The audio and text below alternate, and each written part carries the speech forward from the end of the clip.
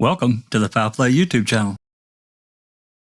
Hey, Mr. Kratz, you seem to have changed your voice for the better, I might add. Thank you very much, Jack61, and welcome, guys. Welcome. Good to be back, and good to be doing the podcast again, entitled "Reading with Uncle Ken." Now we're on part 49, so we're progressing through the book, and we're doing a really good job. And at the moment, for those unfortunate enough who have a copy of the book and who are following the podcast series, we're reading chapter 15, entitled "The Day the Circus Came to Town." And as you can see, Mr. Kratz, of course, was referring to Kathleen Zellner and her group of experts. It's quite clear from reading this chapter that Mr. Kratz had or has no respect for Kathleen Zellner and what she's done, nor her experts, and that's borne out really through what he writes in his chapter. Well, look, everyone, my name is Dr. Silkman, and I'm from the Foul Play team. Thank you so much, guys. Thank you for joining us. Remember, if you like what we do, please subscribe to our channel. It's great that our membership is steadily increasing. We thank you so much. If you enjoy our podcast, please leave your DNA on the thumbs up button. I assure you that Cherie Culhane will come nowhere near that DNA button, so you have nothing to fear. Also, turn on your notification bell. That way, whenever Foul Play uploads a video or a phone call or a podcast, you'll get notification of that. Just a reminder, guys, we also have a merch store where you can buy coffee mugs, T-shirts, and other items that have got Foul Play mentioned on it. And all that money that we receive goes to a really worthy cause. And we thank you so much for your support. I've bought myself a coffee mug and a T-shirt, and I just can't wait for it to arrive. Also, guys, if you want to support Foul Play, you can purchase a membership at different levels on the YouTube channel. And again, any money received, we use it for FOIAs, right? So what we do is we reinvest back in our channel. And as you can see, guys, through the tremendous hard work of a lot of members here, they FOIA'd many documents. And we discuss them as a team on Foul Play, but also we make them available in our library. So the important thing, guys, is that you carry out your own research if you like to. The primary material is there, and that library is growing all the time, and there's been a huge number of hits on our library, and thanks to Zoe. Zoe, who else was working on the construction of the library? Spooky. Spooky. And lately, Yoris is doing stuff Yeah. Yes, on the website as well. that's correct. And yours as well. So, guys, that takes a lot of time, energy, and effort. And no one's getting paid. Everyone's putting their time for free. And I think that's really an indication of people's passion. So please, guys, check out our website. There's a lot of good information there. And of course, we have Euriz's clickable map if you're interested in looking at specific aspects of the forensic evidence. Thank you so much. And guys, of course, our team, the Foul Play team, does a lot of podcasts, excellent podcasts. For example, we have the Crime Theory Exchange, which is run by Sunshine Christina, Jack61, and the team. And I must admit, the latest one was very vocal, very interesting, and very passionate. And that's what it's really all about. And that's so impressive. Unfortunately, I can't join that because they start very early in the morning. Jack61, do you have a comment? Reminded me of the old days of a lot of times when we would just get on and it would go back and forth like that. It was point counterpoint, and we need that. Correct. Correct. Guys. The reality is, we're all a group of individuals. We all have our different ideas and theories, but the most important thing is that we can discuss it in a civil manner, and we cover a lot of ground. Not everyone agrees with each other, and that's fine. But as long as people are civil and that really good discussion is coming along, that's all we really want to see. And the last crime theory exchange was really very entertaining and very interesting. Of course, we have the open mic, which is chaired by Jack61. And we've been spending, the Foul Play team has been spending a lot of time looking at the uploaded calls, the MTSO calls and other calls from law enforcement officers, and through the excellent work of Tim Tidius and other researchers, we've been discussing those calls. So guys, check them out. A lot of hard work has gone into those. And we also have a very active YouTube channel, of course. Please check that out whenever you can. We do a lot of cases. We don't only just look at Stephen and Brendan. We look at other cases as well. And that's important too. As a wider community, you need to really understand what's happening out there. The number of wrongful convictions is actually very scary. So we try and educate people as best as we can. And if you've got cases that you want us to have a look at, please let us know. I recently had a look. I did a deep dive into the Garrett Phillips case, and that's been incredible. I know that both Jack61 and myself, we had direct access to Nick Hillary's attorney, and he gave us a lot of great information. Unfortunately, we can't use a lot of it because there is a civil suit going on, but it's that level of connection with what's happening out there. It's fantastic, and it's great that people trust the Foul Play team and are willing to share documents and other material. Thank you so much, guys. All right, just another thing. Several weeks ago, we released an advert for a PR campaign to help Foul Play. So if you're interested in running or looking after the website, as well as other PR material in social media, please don't be shy. See if you can approach Neverly. Neverly is looking after the applications. Don't be shy. It's you'll be getting a lot of help, but it'll be fantastic if we can get one person or maybe even two to look after the PR campaign of Foul Play. We're growing as a group. It'll be great if we can expand a little bit more. Let's see if we can get 2,000 subscribers. We're nearly there. If we can spread our message, I think we're doing incredibly well. We have a huge amount of material and we'd like to share it as much as possible. Fantastic. So if you can give Neverly a shout out, if you're interested in that PR campaign, that'll be awesome. Thank you so much, guys. And look, I'd like to welcome, let's have a look at who's in chat at the moment. We've got Angie, we've got Dark Side of the Moon, we've got Colette, we've got Andy B. Who else we got? We've got Sher. Who else? Oh, we got Jeff Jones. Hi, guys. We've got Shane. Who else? I don't recall. Awesome. We have Al William. Look, thank you so much, guys. We got Cherie Pontillo.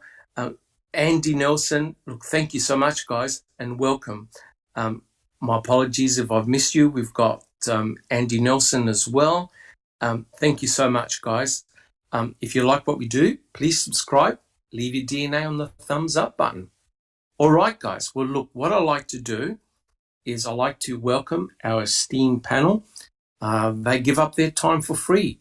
And it's fantastic because the people we have on our panel have got a diverse range of experience, and we're really fortunate to have everyone on board.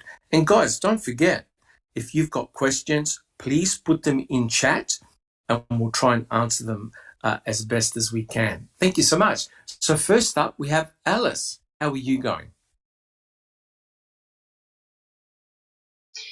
Hi, Doc. Yeah, I'm doing okay. Hello, everyone in panel, and welcome to everyone in chat. It's nice to see that it's nice and busy. And thank you for coming. And you sound really good, by the way. Did you fix up your microphone?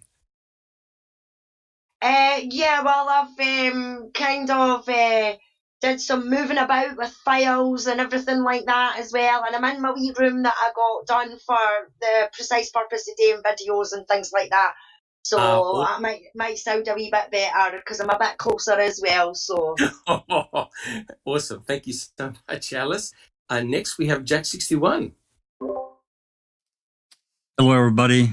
Thanks for coming, joining us today with Reading with Uncle Ken. Yeah, Doc, it's a balmy -8 Celsius here.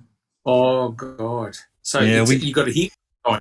You got a heat wave going there, Jack61. I'm hoping this is the last hurrah. I doubt it, but it's supposed to warm up, actually. We're supposed to get into above freezing, so... But yeah, we just got a few inches of snow, not last night, but not before. Anyway, yeah, I'd like to, talking about, people in the community. I've been fortunate to have relationships with people that are really, really good, and they don't really poke their head up too much, at least in a YouTube manner. They're around. I mean, socially, but yeah, I've been fortunate enough to have good relationships with people that trust me and have been, we've just been lucky, or I say lucky. We've been able to, have good relationships with people that we've been able to get a lot of really great information that we like to produce and get out there to everyone. So I'd like to thank them. Absolutely, guys. Thank you so much, Jack61. Yeah, absolutely. I mean, you've got to form good relationships with people in the community. You need to get a bond of trust. It's amazing what information people have, and you've got to form good relationships with those people. And like I said, Jack61 and myself, we were blown away with the information that we received from Mani Tafari, who is Nick Hillary's attorney. That's the type of stuff you're never going to get. And he trusted us. And I remember Sandra Lean. I did an interview. Foul Play did an interview with her. She's was the attorney for Luke Mitchell, and Alice in Wonderland Conviction Land. Sorry about that. Is looking at that case at the moment, and just simply awesome that we can form those type of relations. That's fantastic. Thank you so much, Jack61. And now we welcome back Neverly. How are you? Thank you, Dr. Silkman. I'm doing much better. I was under the weather for a week or so, and it's so good to be back, let me tell you. Nothing like health. Health comes first. Whether mental, physical, emotional, whatever it is, fix yourself up. Without that, you can't do anything else. Yep, 100%. 100%. Yes. Yes, Jack, sorry to hear that it's so cold over there. I'm not going to tell you how nice it is where I am right now at the moment. Yeah. You want to send you want 78 degrees. Oh my God. Sorry. Yeah, it's beautiful. Actually, it's too hot and I'm complaining about that, but I'm going to stop. Yeah. Thank you so much. Good to see you back. Thank you. And once again, as Dr. Silkman mentioned, the ad, if you guys think that you can help out and want to be a part of this campaign and be participant and help Foul Play grow, just reach me via Discord. Join Discord and send me a message and we'll hook up and get from there. Fantastic. Thank you so much, Neverly. Next, we have Sunshine Christina. Hi, everyone. It is 50-something degrees here. I think it's 56 degrees in Florida. It was 76 degrees when I woke up this morning, and it's supposed to be 34 degrees overnight. So I had all my plants outside, and because it rained for 3 days, and now they're all back in my house. Thank you everyone for coming. This is going to be a great discussion. And also, thank you, Sunshine Christina, for an excellent crime theory exchange yesterday. I was listening in while having breakfast. Very entertaining, I'll tell you what. Yeah. Fantastic. Yeah, Jackson. It was just a great panel and just great conversation all the way around. It was. Yes. Awesome. Good stuff. And next we have Zoe. Hi everyone. It's pretty cold where I am, something below 0 Oh, Celsius. But the days are pretty warm if there's no wind. yes. So, yeah, that's it. Awesome. Thank you so much, Zoe. And again, thank you so much for the hard work you Jack61 and others have been doing, uploading all the calls.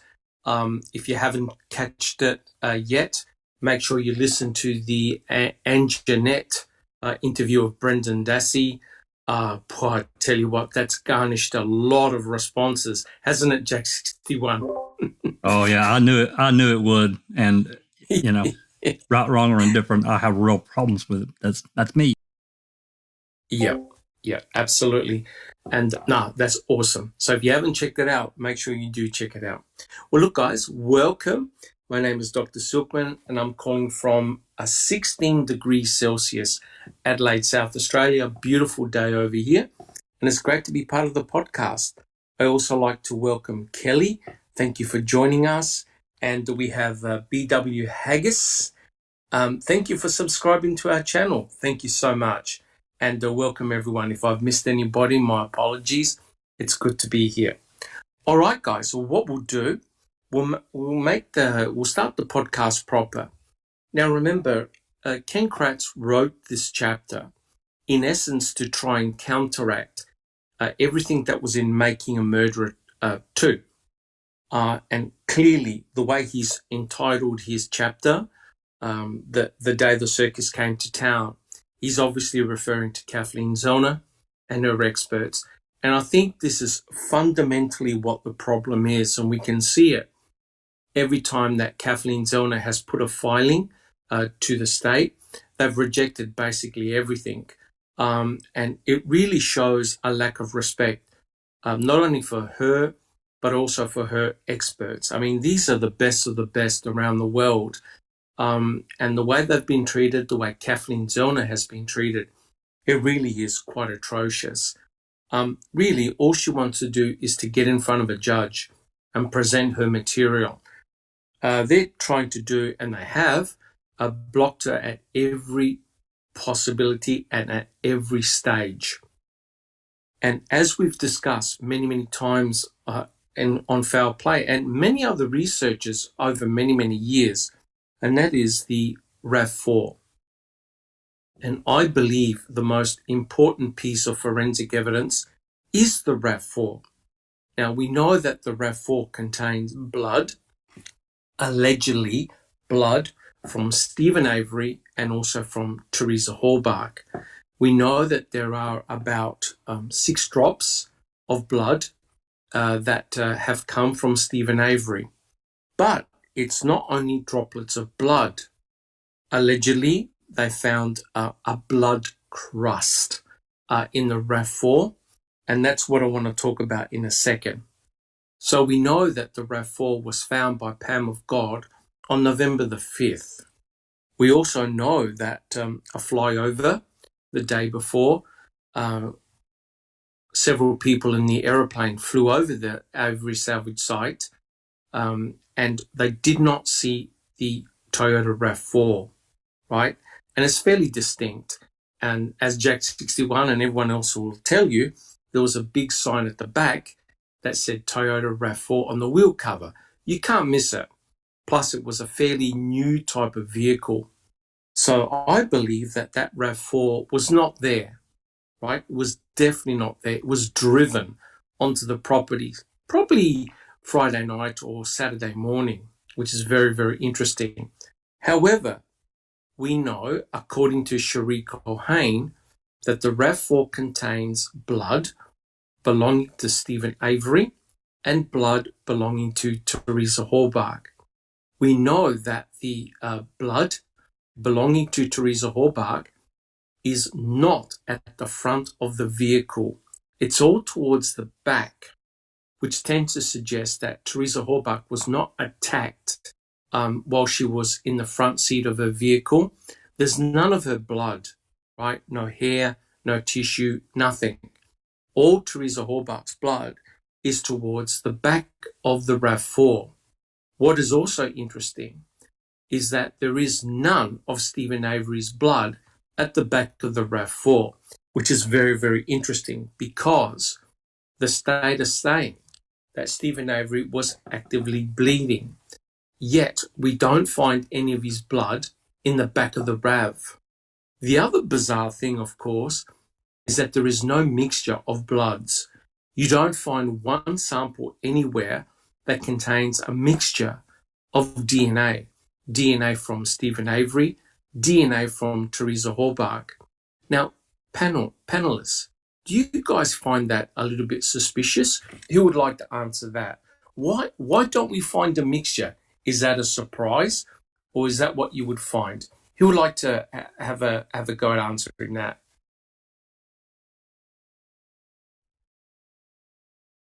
Sunshine Christina. Well, it's a surprise if you think Stephen Avery is guilty, that there's no blood of his and hers mixed Very together. good point. Very good point. Very good point. I think it just confirms all the other evidence that shows that he's not, right? Correct. It's the distribution of the blood or lack of that is a real concern to me. And remember, Stephen Avery was exonerated in 2003 as a result of DNA, right? Which is rather interesting because now it is DNA which has convicted him again. So it's very, very interesting that DNA was used, I believe, in order to set him up.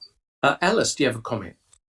Yeah, no, I'm right up there with you, Doc. 100%. I mean, as I've said, for the day that I've watched Making a Murderer, is that Stephen was set up, and they set him up with DNA, because it was DNA that got him off the first time, so they were damn certain that he was not going to get off again with DNA, so they planted his DNA, but they made the biggest fuck up ever, and they used flake DNA. I mean, I swear to God, Doc, I mean, Stephen will make a fortune if he ever gets out the jail, because any criminal can go to him and you ask him for advice on how to clean up every speck of DNA and how not to mix his DNA, even though he's touching things belonging to the person, and things like that. You know what I mean? It's just ludicrous. It is absolutely ludicrous what they say and what they've done with the planting. Correct. It's really the distribution of the blood in that RAV4, as Sunshine Christina alluded to, that makes no sense. And you can see the way Ken Kratz tries to explain the blood in the RAV4 doesn't make any sense at all. And I remember, and I think Neverly made this comment at some stage a couple of weeks ago, how Mr. Kratz talked about the pools of blood in the RAV4. Do you remember that, Neverly? The pools of blood? Oh, yes. He was tooting his horn about the pools of blood, and we found barely any. Or they found barely any. Correct. I mean, there definitely was blood there, but it was really, I think, the lack of a lot of blood, which was rather disturbing. Neverly, do you have a comment? Yes, I totally agree with you. The lack of the blood, the lack of the mixture, if they say that Stephen was actively bleeding. And as you also said, the distribution of it. Correct. Now, I know that Kelly has done a lot of work using her own blood. She's done a lot of great experiments. I've had a look at some of the pictures, and we hope that one day, Kelly, if you're listening, we hope one day that you do a podcast, hopefully with Foul Play, and just to demonstrate all your good work on the blood, I think it's going to be very, very telling. Because I believe that we can work out what happened in this particular murder scenario by studying the RAV4. And it's really, really interesting, guys, how the state will not hand over the RAV4 to Kathleen Zorner and her experts, right? And what is rather bizarre, it's not only the RAV4, but it's also the blinker light and also the plates. And one's got a question, why on earth would the state be holding on to those objects? Why not give them to Kathleen Zorner and her experts? Neverly, do you have a comment? Exactly. Why wouldn't they do that? But we know why, right? Because now we're seeing the evidence disappearing little by little. I also wanted to mention that Anthony Hill is in the chat. Hi, Anthony. Awesome. Is it agreed that the blood was planted under the tarp? Well, that is a possibility. I mean, it's a risky thing to do, to try and plant. But then again, the bizarre thing is that the RAV was sitting under a tarp, or actually two tarps, for many, many hours, right? And there were definitely people going underneath those tarps. We don't know whether the doors were open or not. According to all the evidence, all the doors were locked, because when they were trying to take the RAV4 off the property, a tow truck driver tried to open the doors with no luck. So hence they had to remove some bolts underneath in order to move the RAV4. Sunshine Christina. I think it's a good possibility it was applied under the tarp, simply because how it looks like it was applied, right? I think it's Mystic Jinx that thinks that they actually just went in from the passenger rear door and just leaned in and did everything. And I think the flakes were an accident. I don't think they intentionally dropped them. I think when whatever they were using to apply, like whatever was holding the blood. Do you remember how Buting was talking about how the dried blood by the stopper? I think whatever they had the blood in, whether it was a little syringe with a top or whatever mechanism they used to carry the blood, I think when they untopped it, I think that those blood flakes likely fell. That's what I think. Yes, and we'll discuss that in a second. But I agree 100%. I think Mystic Jinx has actually got it spot on, because if you have a look on the passenger side, that's the side that's free. In other words, you can enter into that side relatively easy. On the other side, the driver's side, the car was parked very close to a red vehicle. It would have been very tight to get in there. If you have a look at the fact that the rear passenger door at the back has got a solid droplet of blood on the actual metal panel, I believe that's exactly where they came in. They came in from the rear passenger side, propped open the door, came in with a stopper and dropped blood in the RAV4 from the back towards the front. And I calculated that you only need a very small amount of blood in order to see that RAV4. You don't need very much at all. But guys, we have one problem. It's only Cherie Culhane that has stated that blood belongs to Stephen Avery, right? No one else, as far as I'm aware, has done an independent test on that blood that was swabbed from the RAV4, right? Alice, do you have a comment? BW Haggis in chat says, I'd love to know how the police and Ken Kratz would like to explain how Stephen was smart enough to not leave fingerprints on the car, but leave blood on viewable areas in the front of the car. Exactly. It's a load of rubbish. You know what I mean? It is a complete and utter load of rubbish that they come out with, but they're still sticking with it. Correct. I mean, I've heard a lot of guilters say, well, you know, Stephen Avery was wearing gloves. That's why he didn't leave any fingerprints. But the problem is, if you're wearing gloves, you're not going to be able to leave blood, right? So again, all the answers, we can work out what happened by examining the RAV4. There's no doubt about it. And I agree with what Kelly said. The blood actually does tell a story. There's no doubt about it. We know that there was violence. Teresa met violence at the back of her own RAV4. And we've examined the distribution of the blood on the back door. That tells a story which is very, very different to the way the state told it, right? Told the jury. It's not the way it happened. It wasn't because Teresa Horbach was flung in the back of her own vehicle. That blood was due to the fact that she was struck with some heavy metal, likely a metallic object, low to the ground. Teresa Horbach was attacked behind her own RAV4, right? And that is a completely different narrative to what the state has put forward, right? Ken Kratz doesn't like that, which means that you're now poking holes in the state's theory of how things happen. Guys, does anyone want to make a comment about that?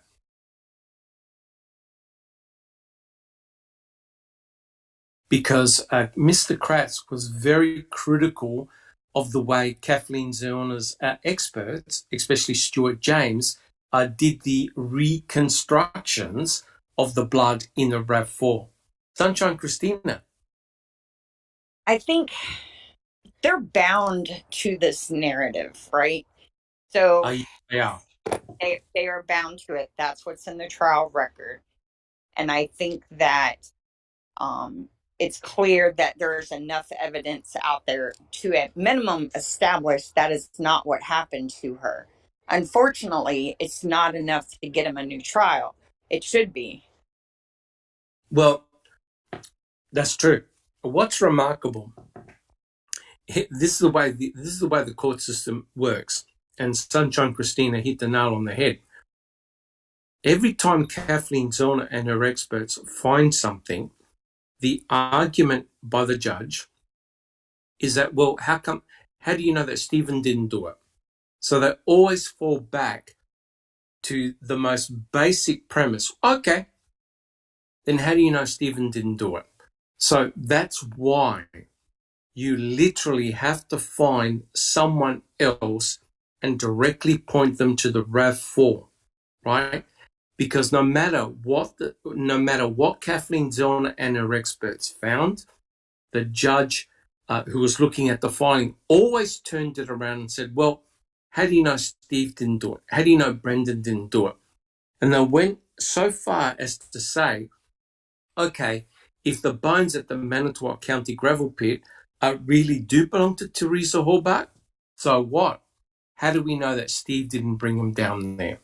So for some unknown reason, Stephen is held to a higher level, a higher bar to prove his innocence. Jack 61. Just a quick comment, Doc, and this is kind of in line a little bit more of what we're talking about. Tim Chedius did a recent post, and I'm not sure everybody's had time to read it, but it's really good, and it details N64's YouTube channel about these various news, and it's in concurrent order. It is really telling. And going back, I mean, I've watched all of these, every one of them. N64 does such a wonderful job of collecting these old news. So I've watched them all in the past. It's been probably 3 or 4 years since I watched a bunch of them. Looking at it now, I cannot tell you how many times these reporters were wrong. In one report, they literally said that Teresa's blood was found inside the trailer. They literally said that. Correct. And I actually linked that. I think Darkside may have commented on in Discord and some other. Anyway, this overall. But what's really interesting is that they didn't report one thing about the Manitowoc County gravel pit, and they were all over that damn thing. They were all over it, and There's footage of them in it, but there's not one report of them talking about it. Not one. Correct. And basically, what you just said there, I just saw a video this morning that I saw on the Foul Play Discord channel. And it was when they were talking to Sheriff Pagel, and he goes, DNA doesn't lie. And that immediately made that's one of the clips that I posted that Dark Side was also talking about. Yep. That immediately made me think of Jean Couché, right? Isn't that very interesting? Sunshine Christina. I just wanted to say, society has this inaccurate view of the media, that they report the facts, they fact check. You know, they're not going to report something unless they verify it first. But there was a news media organization who reported something about the Ukrainian conflict, and it come to find out it was misinformation. So this reporter, to kind of dig herself out of a hole, she went out and looked and found probably 15, 16 different, all pro-Ukraine, bad Russia, but that's because that's, you know, what we have access to, that were all false. Yes. Like an army tank running over a family or a car. They said that was a Russian tank. It was actually a Ukrainian tank that ran the person over. The person lived. It was an accident. The tank driver lost control. That was a big one. But I mean, it's just they look for something and they don't even verify whether it's accurate or not. If it sounds good, they report it. I think that's the problem. And if you have a look at it, and Jack 61 made a very important point, if you get the media on your side, half the battle is done, right? And here we have Sheriff Pagel saying, you know, directly to the camera, DNA doesn't lie. And that's precisely how they nabbed Stephen Avery by the use of DNA through planting, I believe, of blood. Neville, do you have a comment? Yeah, in lieu of what we're talking about, the media, how it reported and how it was so wrong. Well, exactly what Sunshine Christina said, you would think that they would fact check, but when something like this is happening, a gruesome murder of a young 25-year-old photographer on one Stephen Avery's property, you know, done in a horrible way by Stephen, the troublesome man from Manitowoc, Two Rivers, Manitowoc County, who's suing them for $36 million for the wrongful conviction, prior wrongful. I mean, it was a mess. It was the biggest story ever. But look at what Kratz said. You know, we just mentioned the pools of blood. We mentioned the DNA doesn't lie. But he also said that he got Teresa's, that there was evidence of Teresa being in the trailer, right? And then on the stand, when Tom Fassbender was there and Ken Kratz was talking to him, and he said, well, you know, there's a lot of evidence in the trailer. And I think that it was Strang who said, well, basically, we just went through all of this and there was no evidence. And Kratz jumped up, you know how he jumps up, like they poked him in the big butt. And he said, well, actually, there was a note that says, you know, meet her on the porch and the phone number. So that's evidence. Correct. So to him, that was how pathetic. That was evidence of Teresa's presence in the trailer. And that's Stephen's handwritten note on a piece of paper. That's a reminder. Okay.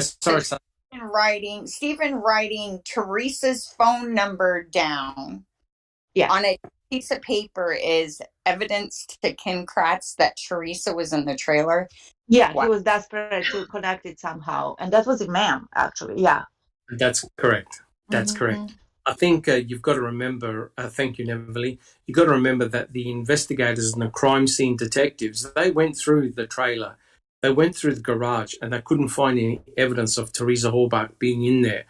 And that would have been very, very frustrating for the investigators and also for the state. Alice, do you have a comment? It's actually a question from Anthony Hills in chat.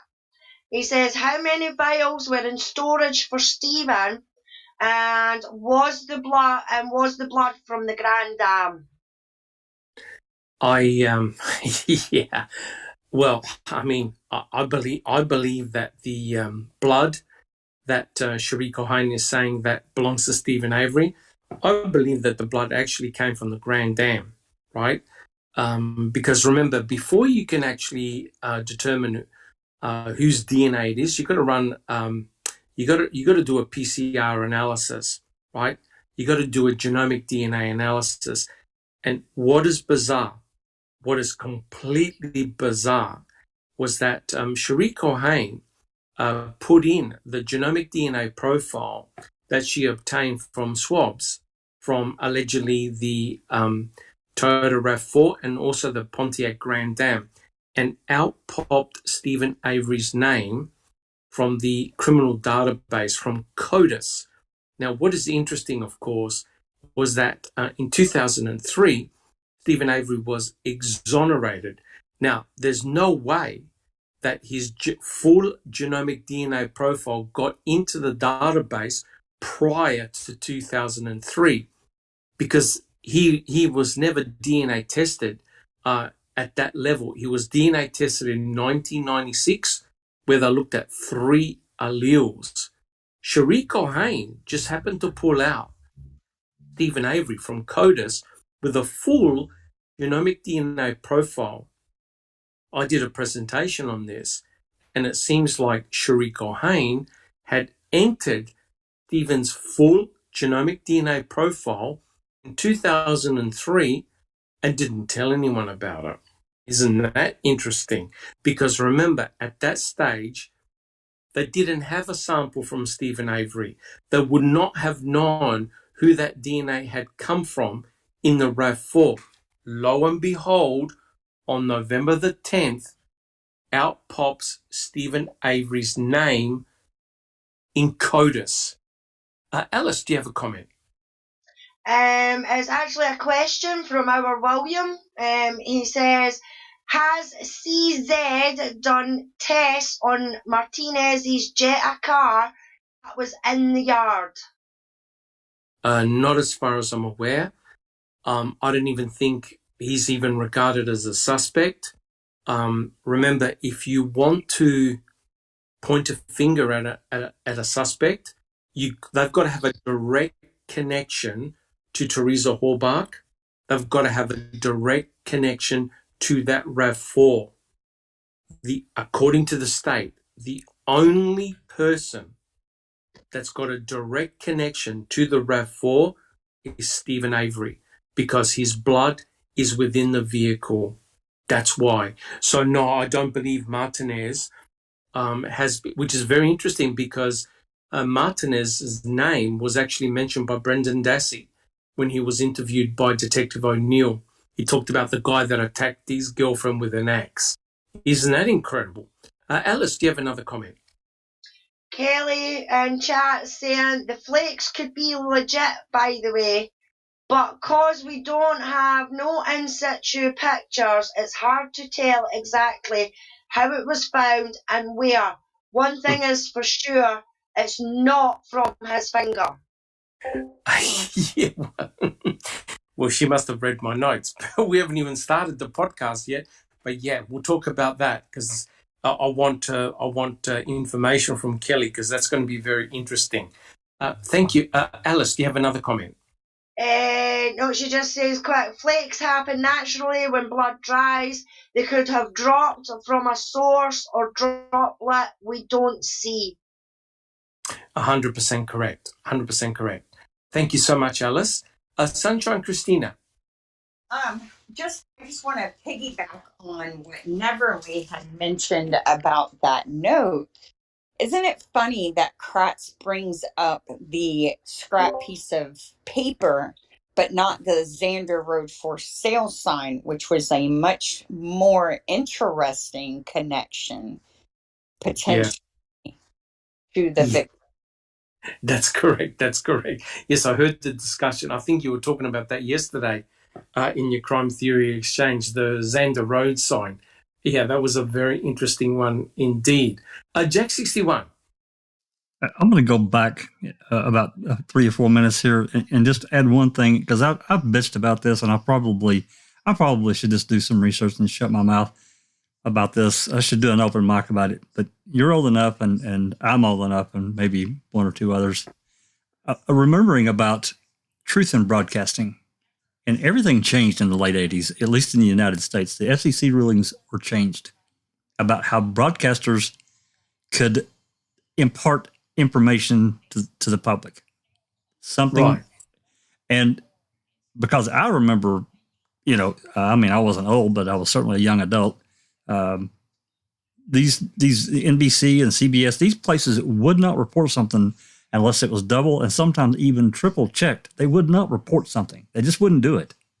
Now it's like they hear, a freaking rumor somewhere on Joe Bob Bing's website, and boom, it's a news story. That's correct. So this trust, a lot of us younger middle-aged people, we remember back in the 70s and 80s, there was truth in it. Yeah. I'm not saying it was perfect, because it wasn't. I know that the news was used, but it was better. I agree with that. And I remember, I think it was on Making a Murderer 1. Remember, the trial was covered by a lot of news media. And I remember one lady said, murder is hot. Murder is what sells. Yep. To me, I don't think the media were really interested in the truth. I think they were really interested in sensationalism, right? Yeah, that was the NBC. That was NBC 26 reporter. I can't remember her name. Yeah, correct. And that reminds me of Jeanette talking to or interviewing Brendan Dassey. And I believe her intentions was she was going to get a scoop. And that would have given her some type of prize. She would have cracked the case. Brendan Dassey would have broke down and admitted all wrongdoing. But he held firm. And if you notice in Brendan's voice, he was calm, he was collective, he said everything straight, not under any stress. He told the truth. Jack 61. I think it was either that she thought she could get a scoop, or the even worse thought that's crossed my mind. It crossed my mind long ago when I first heard this call. She did it for law enforcement to try to get something, because this wasn't just her just calling the jail. She had to get permission from Barb first. There was a series of steps prior to that phone call. We've got those other phone calls. We've got those other phone. I've never played that. We've never played them, but there are other phone calls where Barb had to, she had to go through Barb to do this, because Brendan was a minor. So there were prior steps. So overall, I have to look at what was the intent of the interview. If she wasn't going to air it, what the fuck was she doing? And it really bothers me. You could tell. Sorry, Jack 61. You could tell by her tone and her voice. She didn't believe a word that Brendan was telling her, and she believed everything that law enforcement told her, which is very, very interesting, because I believe in this case the reporters were asleep at the wheel. They did not. A lot of them did not ask hard questions. Jack 61. Yeah, final comment, and I'll let Christina talk. I think you're right, and I think that a lot of reporters they're just there. They're not really like what we want to see, like a Farak or some of these other investigative reporters that will go and question what these people are saying, you know what, I don't really believe what you're telling me. I'm going to go dig and find out if you're telling me the truth. A lot of these reporters, they weren't like that. They were just there to gather what was being told to them and not really question it. I get that. Yeah. Yeah. There was one guy, I think, by the surname of Kirchner. He was the one that was doing all the investigative work regarding Gregory Allen. And it looked really embarrassing for the state, right? He at least was doing some deep diving into what was happening in the background. And trust me, it was looking very bad for Kaseric. Sunshine Christina, do you have a comment? And then he just stopped. Yes, he did. Yeah, makes you wonder what was said, what was done, why. I mean, a true investigative reporter does not stop. They just don't, especially when we now know there was an active warrant for Gregory Allen out at that Correct. time, right? Correct. So he was scared off, bought off, warned off, in my opinion. I want to mention something. Someone else brought it to my attention. There is an act that was passed, I believe, or it was modified in 28. It was right before Obama left office. It's called the Smith-Mundt Act. And that for years made it illegal for the U.S. for a government agency to report intentional misinformation on American soil. There were modifications made to that act under the Obama administration that Mm-hmm. now make it possible for government entities to intentionally say things that aren't true without getting in trouble. So I find that interesting. Yes, correct. And, regarding Kirchner, I believe that's his name, he could have basically been potentially black banned. So in other words, the police share and leak a lot of information to reporters, so they get scoops, and likewise, reporters feed information to the police. And he could have easily been warned that, if you continue in this fashion, we're going to blacklist you and not provide you with any information. So it could have been as simple as that. Neverly, did you have a comment? Well, yes, regarding the media, that's a very small place, small town, small county. How many people did we say that it lived there? And, the sensational news happened about this murder.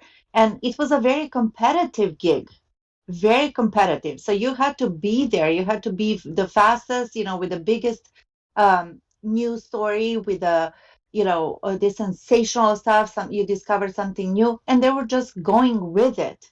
And that's so upsetting because they were calling stuff like Avery salvage yard when we now know that it actually they found something on the quarry. I forget what it was. But all Correct. these inconsistencies, basically now we see that they were lies, and the public ate that. We watch news every single day, but now we know better. I hope that, we have gotten smarter a little bit, that when you hear something, kind of take it with a grain of salt. But over there, especially if you wanted to create this illusion of Stephen's guilt, they were successful because who's going to go against them? That's correct. And the other important point before we actually start the podcast proper is that Stephen Avery, he was a local hero, right? He was the so-called Yes. he was the so-called pin-up boy for the Innocence Project, and that's why I believe the likes of Pagel and Kratz did their very best to demonize Stephen in the media as quickly as possible. I remember all the news reports that they did, and I remember Pagel saying, "Well, Stephen said he never was in Teresa's Horbach's vehicle. We now know that's a lie." Then Craig and Kratt saying, "Oh, it's not a matter of who could have done it. We know who did it." So even before any trial started, even before any forensic analysis was done properly, they already put the picture out in society's mind about the guilt of Stephen Avery. As soon as Brendan Dassey gave the coerced confession, then straight away, remember, Pagel and also Ken Kratz were there, and they did the March 1st press conference, right? Yes. Without any form of fact checking. So what they're doing is they're demonizing both Stephen and Brendan in the eyes of the public. And what was Stephen trying to say from day one? They planted evidence. So for the state to counteract Stephen, they just made him look really, really bad. And Neverly, any other comments? That's a very common, that's like a common tactic to vilify the guy, you know, that you're going to go against. That, you know, there's vilification and deification. So that's exactly what they did. They vilified Stephen and Brendan, and they deified Teresa. They whitewashed her. You remember, she was the Catholic girl, Correct. the young innocent, Correct. and so forth. Correct. So there you go. So they utilize that for their benefit, and media, you know, ate it all up. They manipulated the media, right? Yes. And remember, a lot of the media hung around Ken Kratz, Tom Fallon, and Norm Gunn, right? You could tell the pool of the media that were asking them questions. I forgot the name of the lady with the blonde hair, short blonde hair. She was like a groupie, right? Always chummy with Mr. Kratz and the prosecuting attorneys. It was just truly amazing. And Neverly, do you have a comment? How you get in? You have to be chummy. You know, everybody has some kind of an interest in all of this. Remember, they're also making a name for themselves as well. Oh, that's correct. And That's correct. Kratz, who is a media whore, basically loved it. They just Correct. ate from Correct. his, you know, hand. That's correct. Mhm. 100%. All right. Well, look, I'd like to welcome TTM Fangirl, and we also have Checking Convictions and Jasnaz in chat. Thank you so much and welcome. Well, guys, we can actually start the podcast proper. Let's do the very first question. Now, remember, we're talking about the blood in the RAV. It'll be very interesting to see Kelly's comments on this. I quote, "Then another disingenuous interlude that is classic Kathleen Zellner.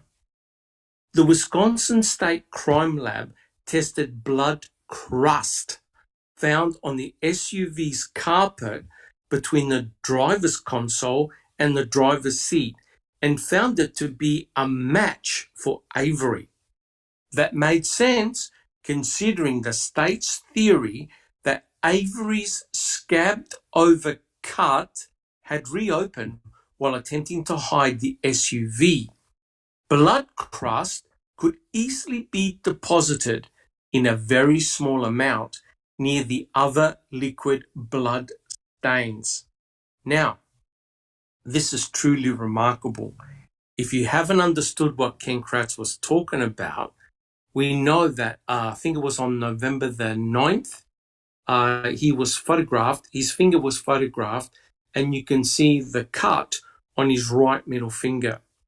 And you can clearly see that some of the wound had crusted over.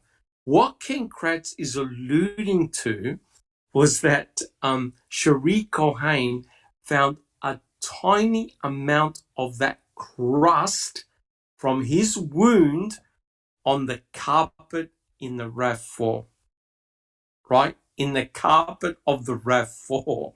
So we're talking about not even a millimeter or so. That's what Kratz is alluding to, as opposed to a blood flake, right? He's talking about a blood crust.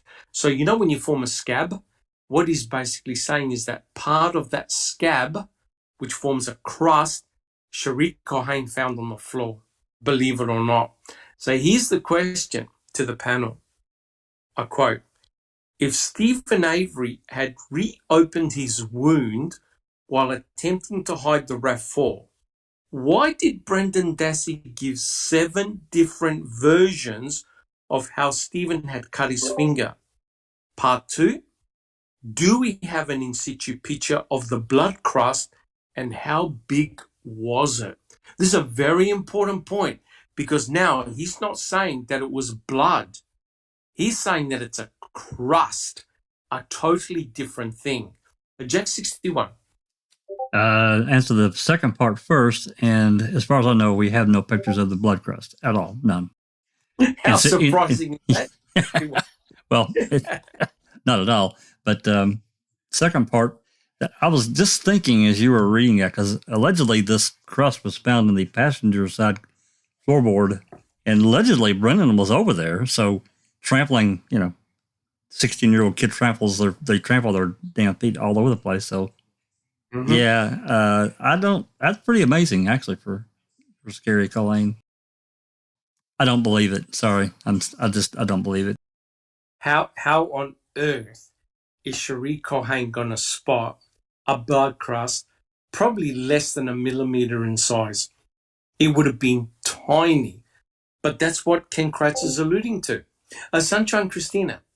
So is he trying to project he cut open the cut, but the cut didn't bleed at that time because there was no blood found below the crust, correct? It was That's just correct. Crust What pieces into them. Well, what it's very interesting. What Ken Kratz did was he looked at the picture of Stephen Avery's wound, and he saw some crust, right? That's normal wound healing. His brain lit up and thought, oh, not only did he reopen his wound, part of the crust from his wound fell to the ground. So not only did he leave blood, he actually left part of his crust in the. Yeah, let me ask you a question though, because you've tested blood before, right, in a laboratory. Yes. If you were to describe blood crust as something you were getting, if you were going to extract DNA from, what would that be to you? Blood crust for me is desiccated blood, dried blood. Ken Kratz is not talking about dried blood here. He's actually talking about part of the wound healing process, right? Skin cells. Yeah. Part of the wound healing process. So essentially what you have is wound repair. He's not talking about blood, right? But that can't be the case because my understanding is that Cherie Cohane, what she does before she tests it for DNA, she does a presumptive test. In other words, she'll do a test, a phenolphthalein test, to make sure that it's blood, and then do a DNA test. Dry, desiccated skin is not going to be positive for blood. I highly, highly doubt it. So is Ken Kratz trying to pull a Swiftie here? Sunshine Christina. And then let's just remind the people in the audience, there was nothing of Brendan Dassey found at all. Zero. That's correct. No hair, no fiber, no saliva, no sweat, no semen. Zero. Zero forensic evidence against Brendan Dassey. So I'll just read what Kelly wrote, if you don't mind, guys. In chat, she goes, KK has misinterpreted it because even KZ thinks it's blood, flakes, scraped off a surface. So which one is it, by the way? You won't find the effing crust correct. So I believe that Kathleen Zellner actually tested the blood flakes. She called it a blood flake. I checked in MAM 2. It's referred to as flakes, which means that it's not a crust from a wound. It's actually dried, desiccated blood. And I've noted that Jack61 has put up a picture. Yeah, that's a blood flake. Kel sent that to me. She said I could share it. Oh, fantastic. Fantastic. Thank you so much, Kelly. Yeah. So essentially you form flakes when you have dry, desiccated blood. If you look at the blood vial, the purple tube, purple top blood vial, you can see the dry, desiccated blood around the lid. What happens is if you expose that blood to oxygen, essentially the water would desiccate out and the blood cells dry out and it forms like a flake. A crust is essentially from a wound, the wound healing process. So I think Ken Kratz here is talking out of his backside. I think he's misinterpreted crust to be a blood flake, right? Because if you're actively bleeding, how on earth are you going to be dropping crusts as well? It honestly makes no sense. What is unbelievable here is that Ken Kratz is now saying, oh, no. He didn't cut himself, right? Think about this. He never cut himself while attacking Teresa Halbach. He never cut himself while driving the RAV4. He cut himself hiding the RAV4. How convenient is that? Does anyone else have any comments? I mean, guys, Brendan Dassey gave 7 different versions. Is anyone concerned about that? Sunshine Christina. Let's I think the word is extrapolate on Kratz's theory. So if the wound was reopened when he was hiding the RAV4, we of course tested the things he used to hide it, and there was blood found on them, right? All of them, none of Stephen Avery's blood was found on any object outside the RAV4. Nowhere. No, not on the hoods, not on the tree branches, nowhere. Not on the fence. Not on the nothing. Mm-mm. Nothing. Yeah. All of Stephen's 6 drops, including the blood flake, is inside the RAV4. There was no blood found on the ground. There was none of Stephen Avery's blood on the tailgate. That's A23. It belongs to somebody else, right? So we now have this bizarre situation where Stephen Avery somehow opened up his cut on October the 31st and only bled 6 drops. That's it. There's none outside. There's none of his fingerprints either in the RAV4.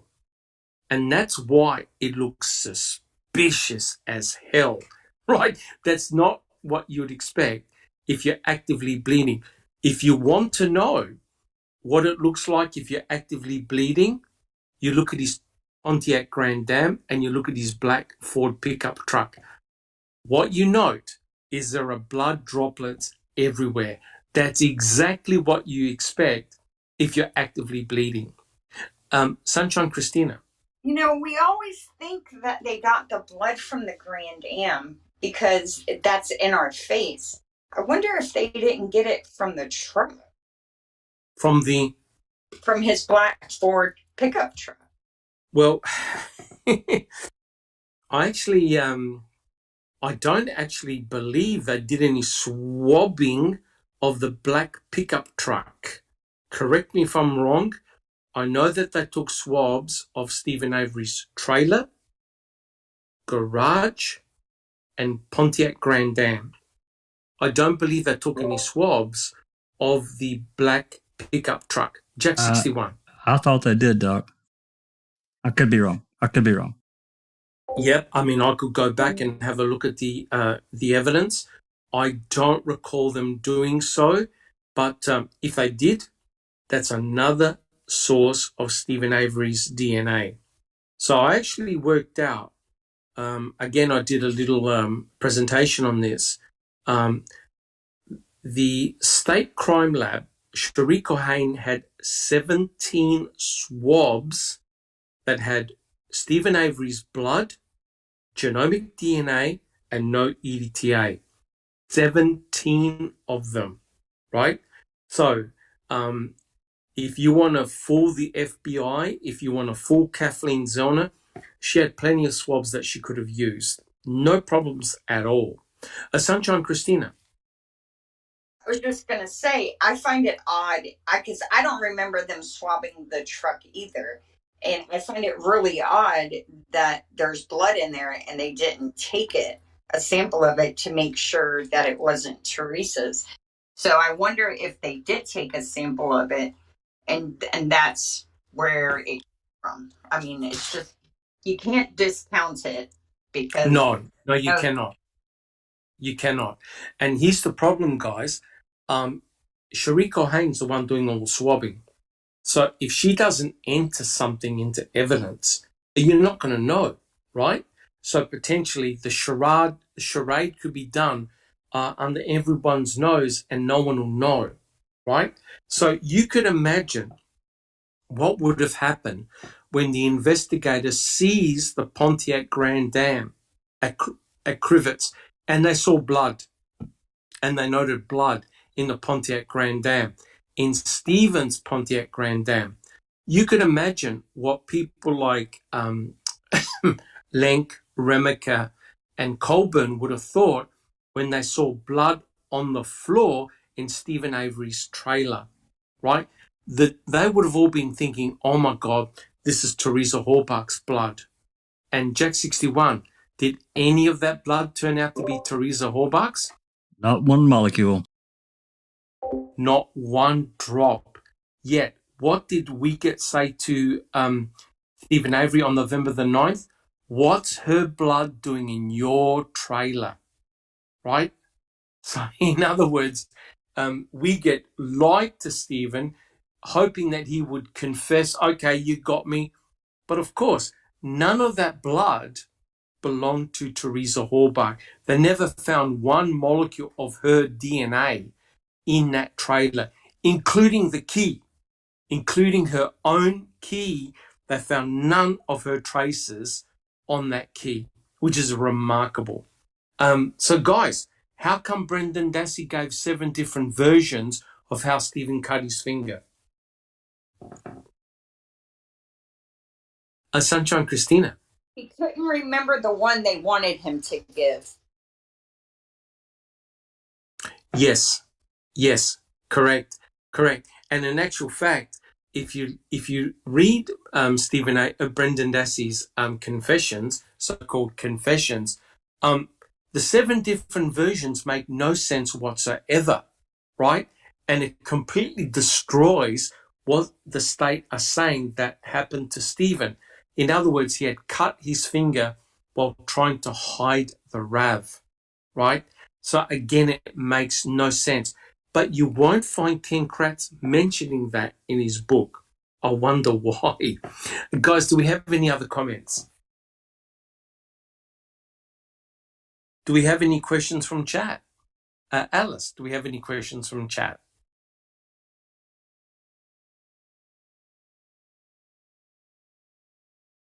Are we all good? Alice? Oh, I think we've lost Alice. All right, guys, do we have any other comments on the first point? So we're not really sure. Alice? Kelly says, I think you gotta all understand how hard it is. Plant blood when it's dry, unless you have basics in physics. It's not just pulling a pet out. Correct. I believe that the blood that was used for planting was, rehydrated blood is going to be very, very difficult. But the question is, where did the planter get the blood from? That's what we have to answer. And is that blood that we see in the RAV, does that blood actually belong to Stephen Avery? Alice? No. Where it came from, I don't know. Possibly the Grand Dam. As for the flakes, oh my God, I don't know where they came from. They could have been anybody's. But I think the blood that was planted, I think, is more maybe from the Grand Dam than it is from the vial that was in storage. So it's a hard one. That's one of the things we have to try and figure out, is where the hell did the blood come from in the first place? Yeah, I think guys, if we can answer that question, where the blood actually came from, we can crack the case. Now, just one comment before I call Jack 61. If you have a look on the back passenger side on the metallic frame, that is a solid droplet of blood. Okay, so either it came from, I believe that Kelly actually reproduced that by using a pipette. That is a solid droplet of blood. So you cannot rehydrate the blood and give it a droplet like that. That's a solid droplet of blood. That's where I believe the planter came in from, that door there. and then leant forward towards the front. So the question is, where did that blood actually come from? I can easily understand Cherie Cohen swapping swabs. That's no problem at all, because she had the Grand Dam, she had the garage swabs, she also had the trailer swabs to swap. No problems at all. But there are pictures showing blood in the RAV4. So where did that blood come from? Jack 61. Just a couple of comments, that, and not just talking about the blood and the flakes, and necessarily where the blood came from, although it is important. But I think it's also important. We have to add this part into it. Is if Stephen was actively bleeding, got blood on it, he's probably got blood at least in some part on his right hand. Yes. There are no fingerprints of his in there. There are no bloody fingerprints. So they're saying, well, okay, he had gloves on. Well, if he had gloves on, then how did he get any of this crust ball, and how did these blood driplets get inside the wrap? He took the gloves off and then had touch DNA on the hood latch. Correct.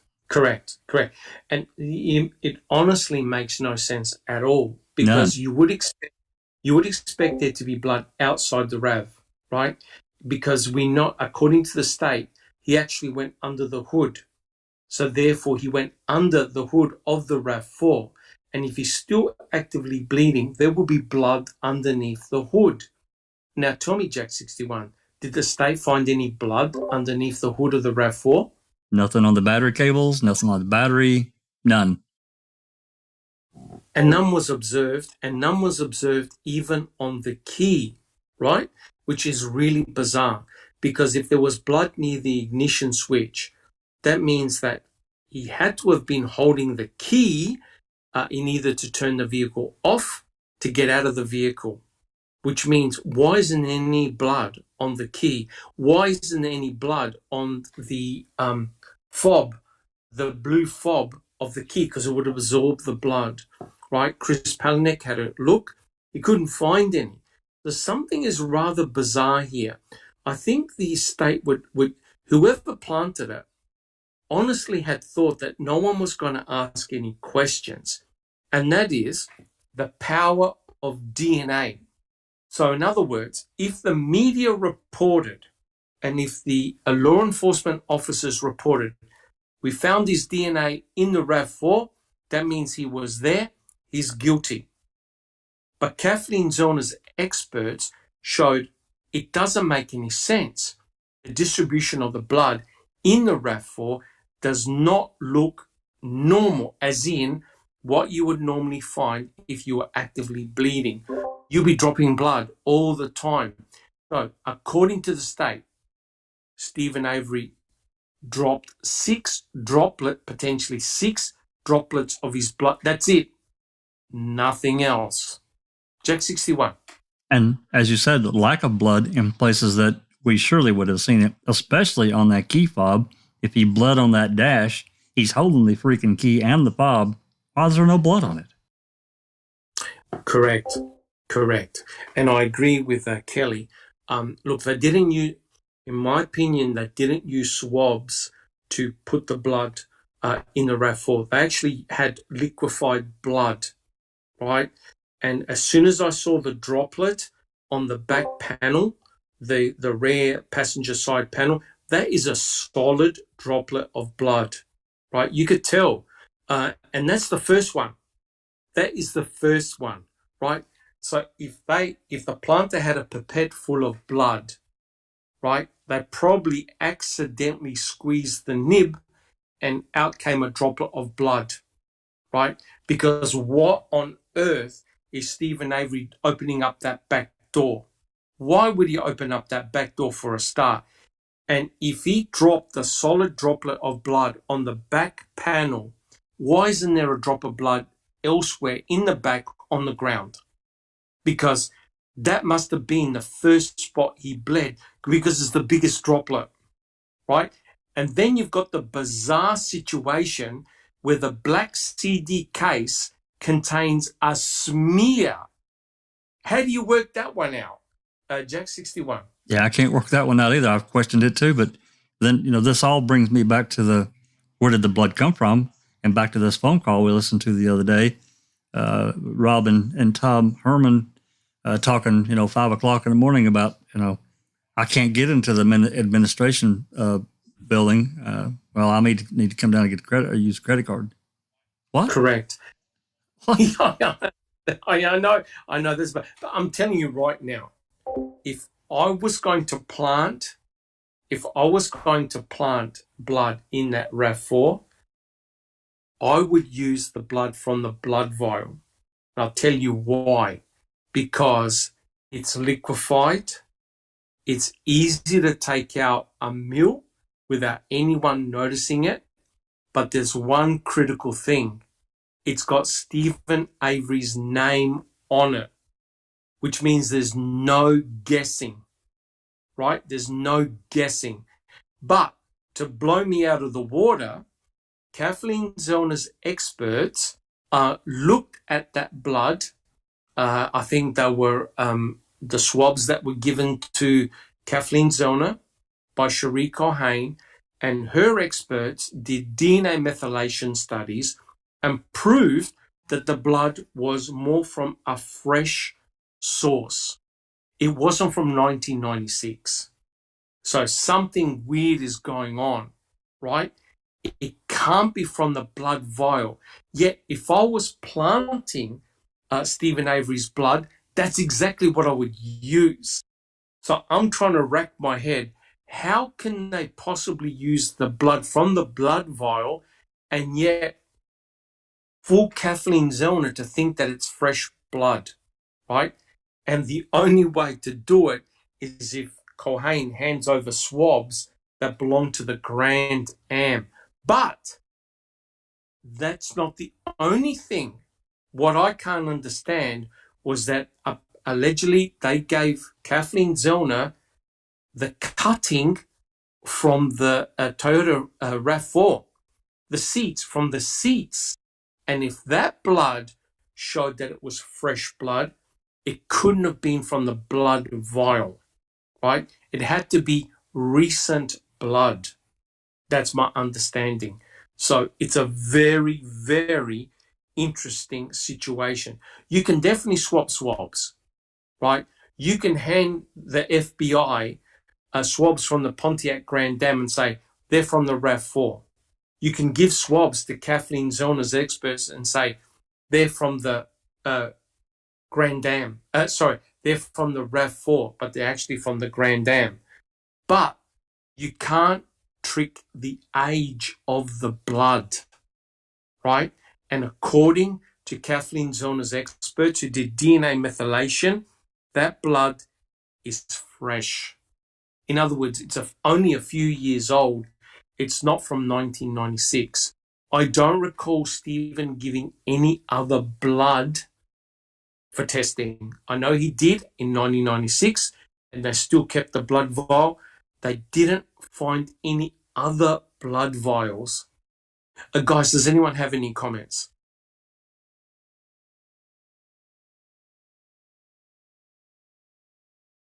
Everyone mystified and stumped. Alice, do we have any comments from the chat?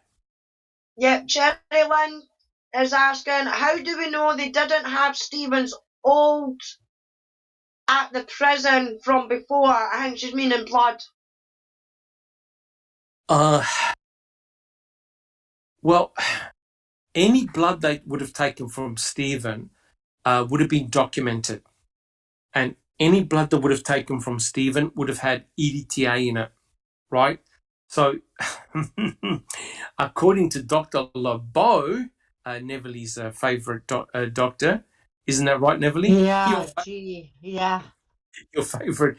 favorite, There was no EDTA.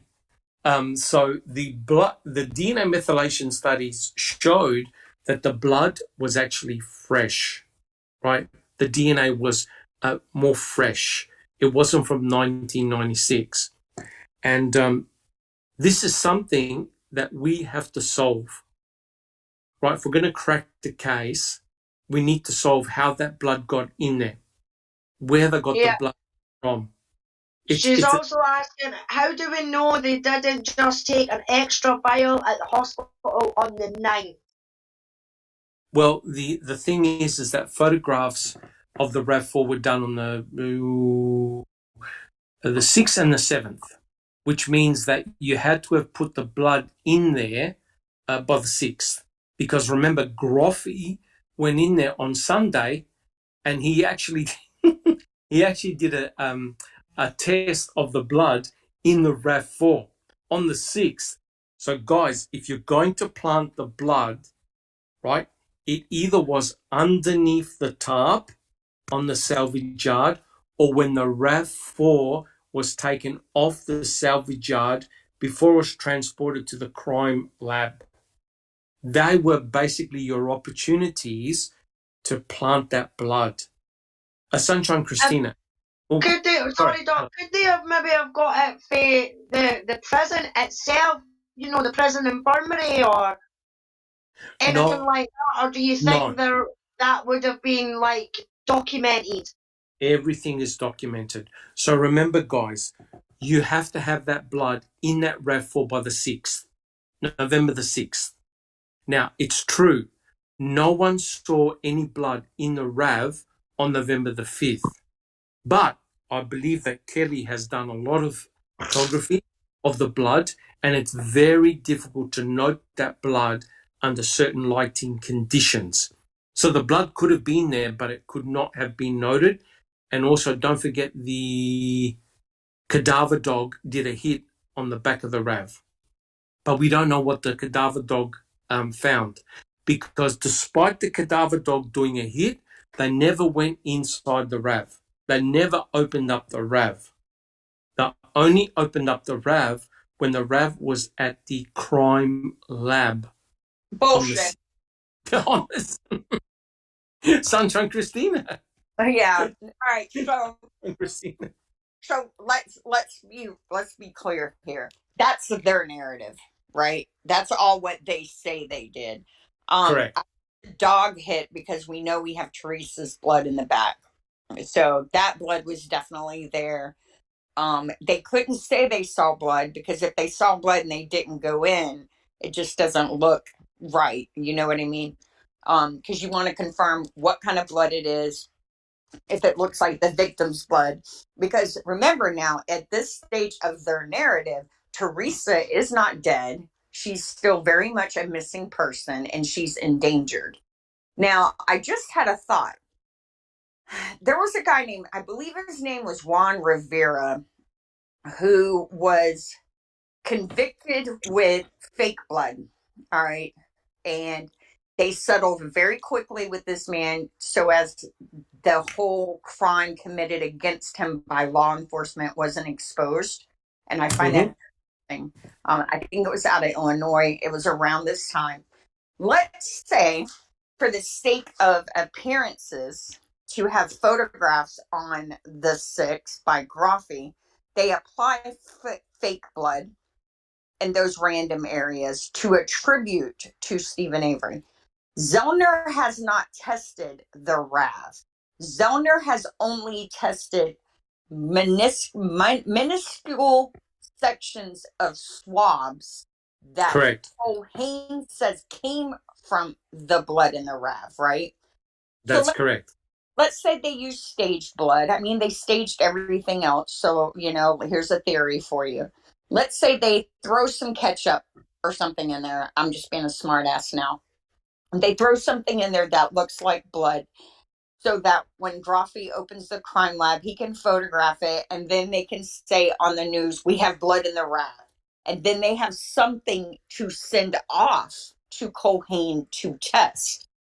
But in the meantime, they know they have Stephen's blood in the Grand Am, also in the truck, in his bathroom.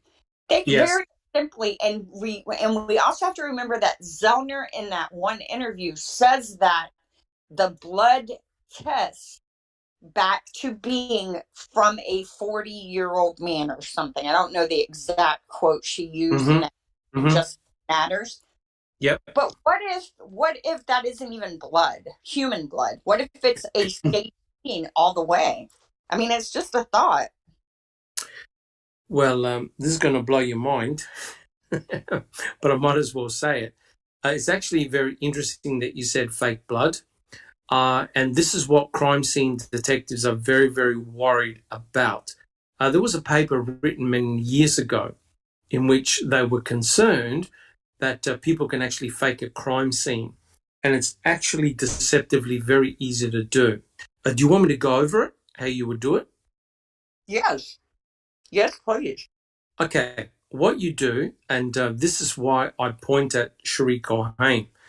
Cherie Culhane is a serologist, which means she knows all about blood, right? She's worked with blood for a long period of time. And it's very interesting that if you read her testimony, she even says, we know that white blood cells contain a nucleus and have DNA. Well, red blood cells do not have DNA. Okay, there's no nuclei in red blood cells. So if you take a sample of blood and you spin it down, you find on the middle, you find a white buffy coat. That contains all your white blood cells. These are cells with nuclei. They contain your DNA. Up on top, you have the plasma layer. There's no cells there. There's basically proteins. But down below, you have a thick layer of red blood cells. If you take out the red blood cells from anyone, right? Say you, even a male or female, provides some blood, you spin it down and you take the red blood cells. If you try and do a DNA prep, you're not going to get anything because there's no DNA in those red blood cells. Now think about this. If Cherie Culhane had genomic DNA from Stephen, all she had to do was squirt a little bit of that genomic DNA in the red blood cells and mix it, right? Therefore, you've got a source of blood that you can apply in the RAV very, very easily. That will test positive for presumptive test. It looks like blood. So in other words, when you do a swab and you test it for phenolphthalein, it'll come up positive for blood. It's human blood. Secondly, if you do a genomic DNA prep, you get Stephen's genomic DNA profile because it's got DNA in it, right? Genomic DNA from Stephen, because you extract DNA from that swab. You'll be extracting genomic DNA from Stephen, right?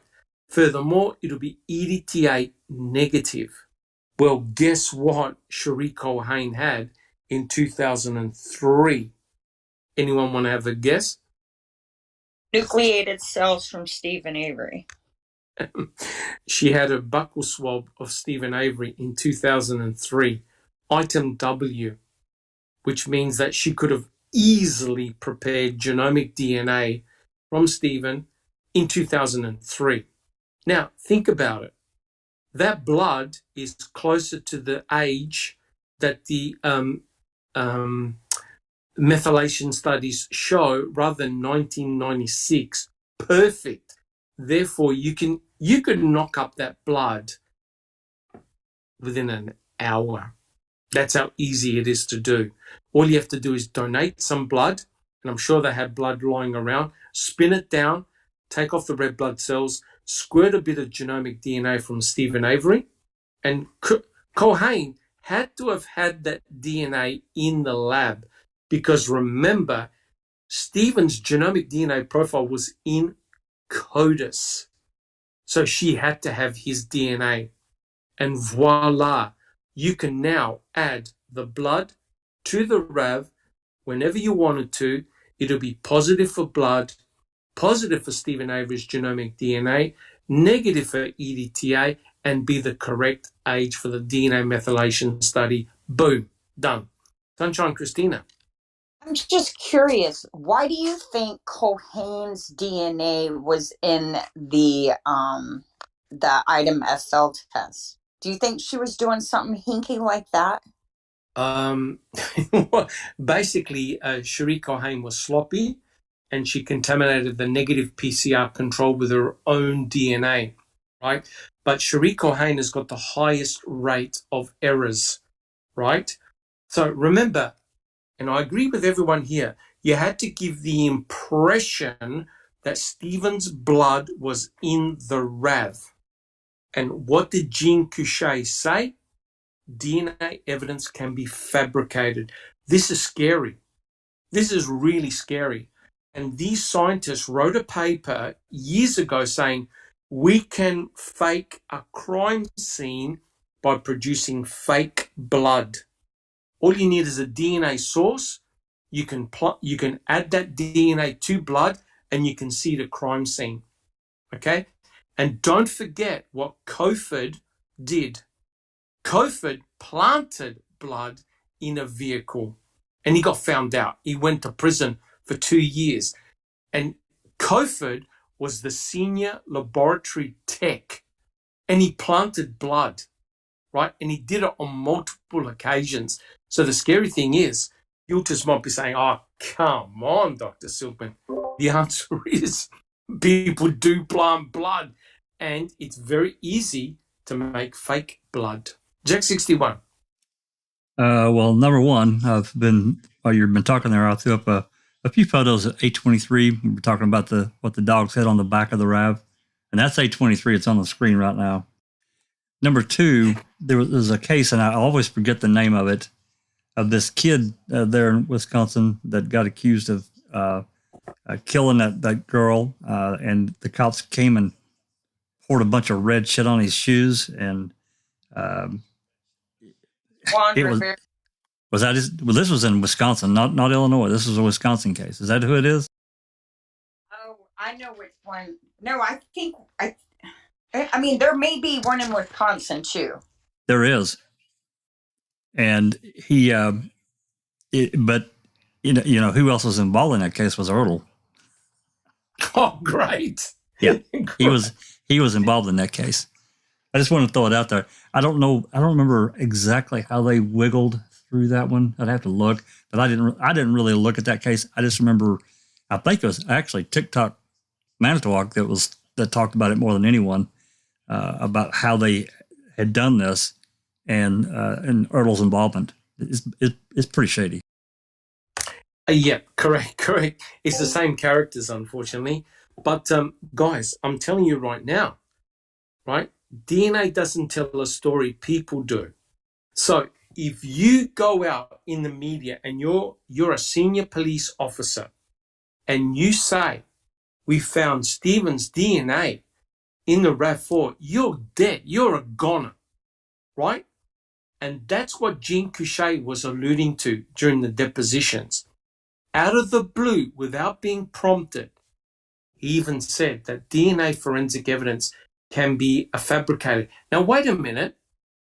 We're talking about the Wisconsin State Crime Lab, right? And that's remarkable admission by a senior officer to make a comment like that, because he doesn't believe in the pubic hair story, right? He still believes that Stephen Avery had sexually assaulted Penny Bernstein, right? Because his brain is thinking, I've seen DNA evidence being manipulated. He must know. Well, the person who put up her hand to look after the case was Cherie Cohen. And it was Cherie Cohen that put Stephen Avery in prison in 1985 using forensic evidence of hair analysis, which we know is garbage. Cherie Cohen did the DNA analysis to exonerate Stephen Avery. Cherie Cohen pulled out Stephen's genomic DNA profile from CODIS in 2005. Guys, how is that possible when Stephen never gave a DNA sample to put into CODIS? Which means that Cohen had genomic DNA from Stephen Avery in 2003. That's why they panicked when they discovered item W, right? Remember, guys, when the shit hit the fan, when they had to go look and find all the samples that they had of Stephen because of the blood vial. Sunshine Christina. So you keep bringing up that he was in CODIS. why do we like? What do we think that they submitted his DNA into CODIS to try and link him to another unsolved crime so they wouldn't have to go through? Yeah, you're thinking like I'm thinking, right? So Judge Hazelwood gave these samples to Sheree Cohen. And one of the orders was you need to extract genomic DNA. And that's why Stephen Avery did a buccal swab, right? And that was to extract genomic DNA. I read the original report by Sheree Cohen. She never put in her report, I extracted genomic DNA from item W. She kept it quiet. And you know why? Because she got the DNA results from the pubic hair, and wait for it, she entered the results into CODIS, right? She entered the results into CODIS, and guess who popped out, Sunshine Christina? Not Gregory Allen. Gregory Allen popped out. And in 2005, when she put in the genomic DNA results from the RAV4 and Pontiac Grand Am, guess who came out of CODIS? Stephen Avery. Now, the question is, where in the hell and who put in the full genomic DNA profile of Stephen Avery? And it had to be Cohen. Had to be Cohen, which meant she had the genomic DNA of Stephen. So if you're going to produce fake blood, piece of cake. She already had the stuff. She already had the material. She's a serologist. It would have been trivial for her to do it, right? So the fake blood, and I'm not saying that's what happened, but the fake blood will explain everything we see in that RAV. No fingerprints, no hair, 6 droplets, and that's it. Clean, cut, perfect. They never, ever thought of planting blood under the hood because they never thought that Brendan was going to say, yeah, Stephen went under the hood. Their initial aim was they never even thought of Brendan Dassey. He wasn't part of the equation. It was get Stephen, get him good. And what's the best way to get Stephen? DNA. Alice. B.W. Haggis is back with us in chat after his drive home. He's Awesome. asking, have the state given a reason to why Zellner cannot have the RAV4 tested? No. Sorry for the short answer. No. Jack 61. Yeah, that has to be submitted to the court, and the judge has to approve. Any new testing has to be signed off by the court, and there's no way that Judge Sucks at this is going to allow that. No way. Correct. Now, it's only a miracle of God that we learned about A23, right? Only a miracle of God that we learned about it, because Cohen wasn't going to give that information willingly. It was talked about because the attorneys dug deep and they obviously read all her reports and said, hey, what's this A23? So Sheree Cohen had to admit that there was a blood sample and a fingerprint on the back door of the RAV4, and no one knows who it belongs to. And to make matters worse, what did Ken Kratz say A23 belonged to? Does anyone remember? He said it right at the opening statement. I remember. A23 belonged to? Belonged to who? Stephen Avery. Stephen Avery. He did. Yep. So he stood up in his opening statement and said, oh, yeah, we found Stephen's blood on the back door. How embarrassing that Sheree Cohen had to correct him, say we did not find Stephen Avery's blood in the back of the RAV, and we don't know who A23 belongs to. Guys, this is a murder investigation. The state have said we have an active bleeder. That active bleeder is Stephen Avery. He left his blood and DNA in the RAV4.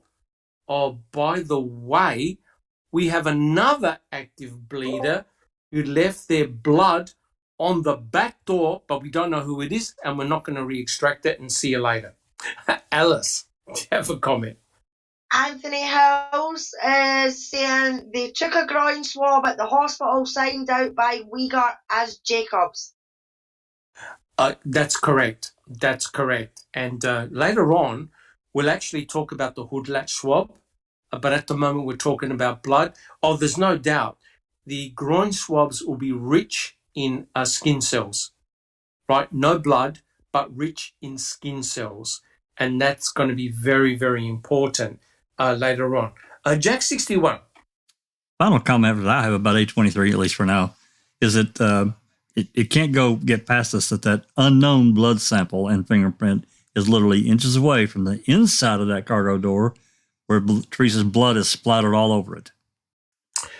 That's correct. So now we now have a situation whereby we have an unknown person who's bleeding had left a fingerprint and their blood on the very door that you must open and close to put in the victim, Teresa Horbach, in the back of her own RAV. And no one blinked an eyelid to think, oh, jeepers, we better retest this because it might be important. They completely deep-sixed it. And I would dare say A23 is gone. And don't forget, what happened. Does anyone remember what happened when Tom Fassbender finally took the tarps of the RAV4? What happened in Wisconsin as he took the tarps off? Does anyone? Jack 61. It came a torrent of rain. Do you think that's an issue? Neville, do you think that's an issue? Did he do it on purpose, my goodness? I wonder why. I mean, if there's, think about it, guys, if there's forensic evidence on the outside of the RAV4, do you think a big downpour of rain is going to potentially destroy forensic evidence? Sunshine Christina. Of course, if it's going to compromise it. I do find it interesting that they did get 8 prints from in and on the RAV. I think that's how they worded it. That's correct. Yeah, so it makes you wonder if they didn't remove the tarp hoping that it would destroy evidence, and it didn't work to their advantage. Correct. And the RAV4 was extensively fingerprinted. If you have a look at the photographs, the RAV4 looks white. That's all fingerprint dust, right? They extensively fingerprinted. They were hoping to hell that they would find Stephen's and Brendan's prints in that RAV or on the RAV. They didn't. There are 8 sets of prints. They don't know who it belongs to. But it's not Stephen, it's not Brendan, which is rather bizarre. So we have fingerprints. We don't know who they belong to. We've got blood, A23, that we don't know who it belongs to. We've got the memory card that that belongs to Teresa Horbach, and they never tested. Cherie Cohen never tested it, right? So we've got all this forensic evidence that hasn't been tested.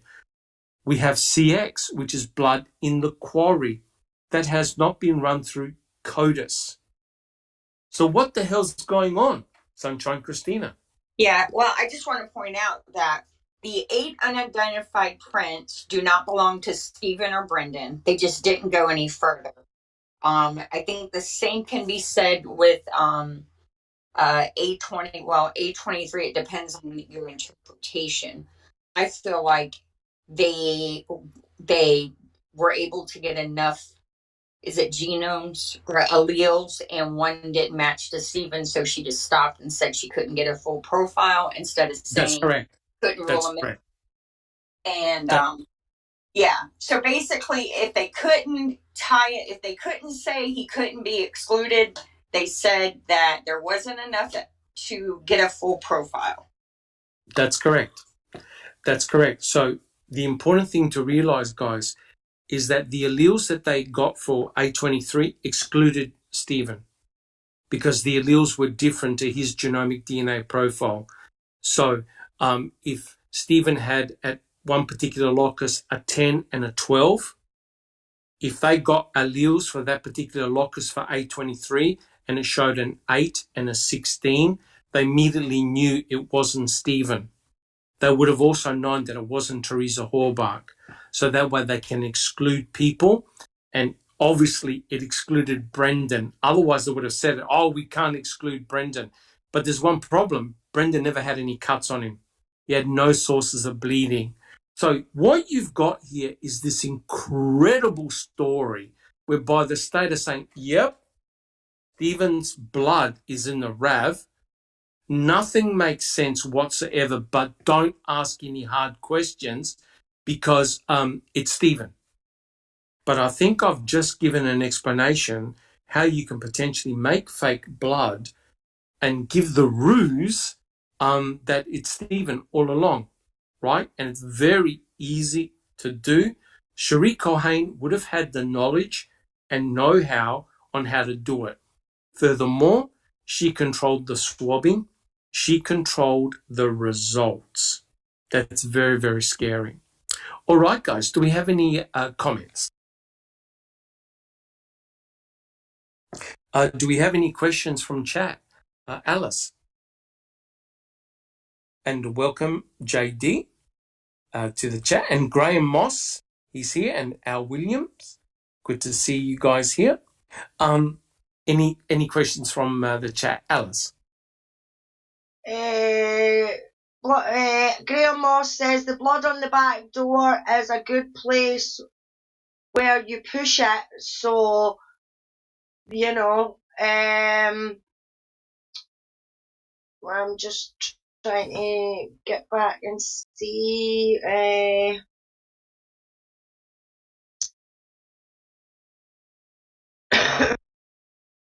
Yeah, there's no doubt. It's Sherry Wilson. I'm telling you, someone go visit Martinez and bring him back a packet of smokes. Yes. Yeah, but you see, Martinez is definitely a scumbag. There's no question about it. But you got to directly connect Martinez to the RAV4. So yes, he's a person of interest. Yes, you would need a genomic DNA profile, and yes, you would need to re-extract A23. No doubt. A Sunshine Christina. I was just going to say, yeah, I mean, one of those prints should belong to him, right? I mean, Correct.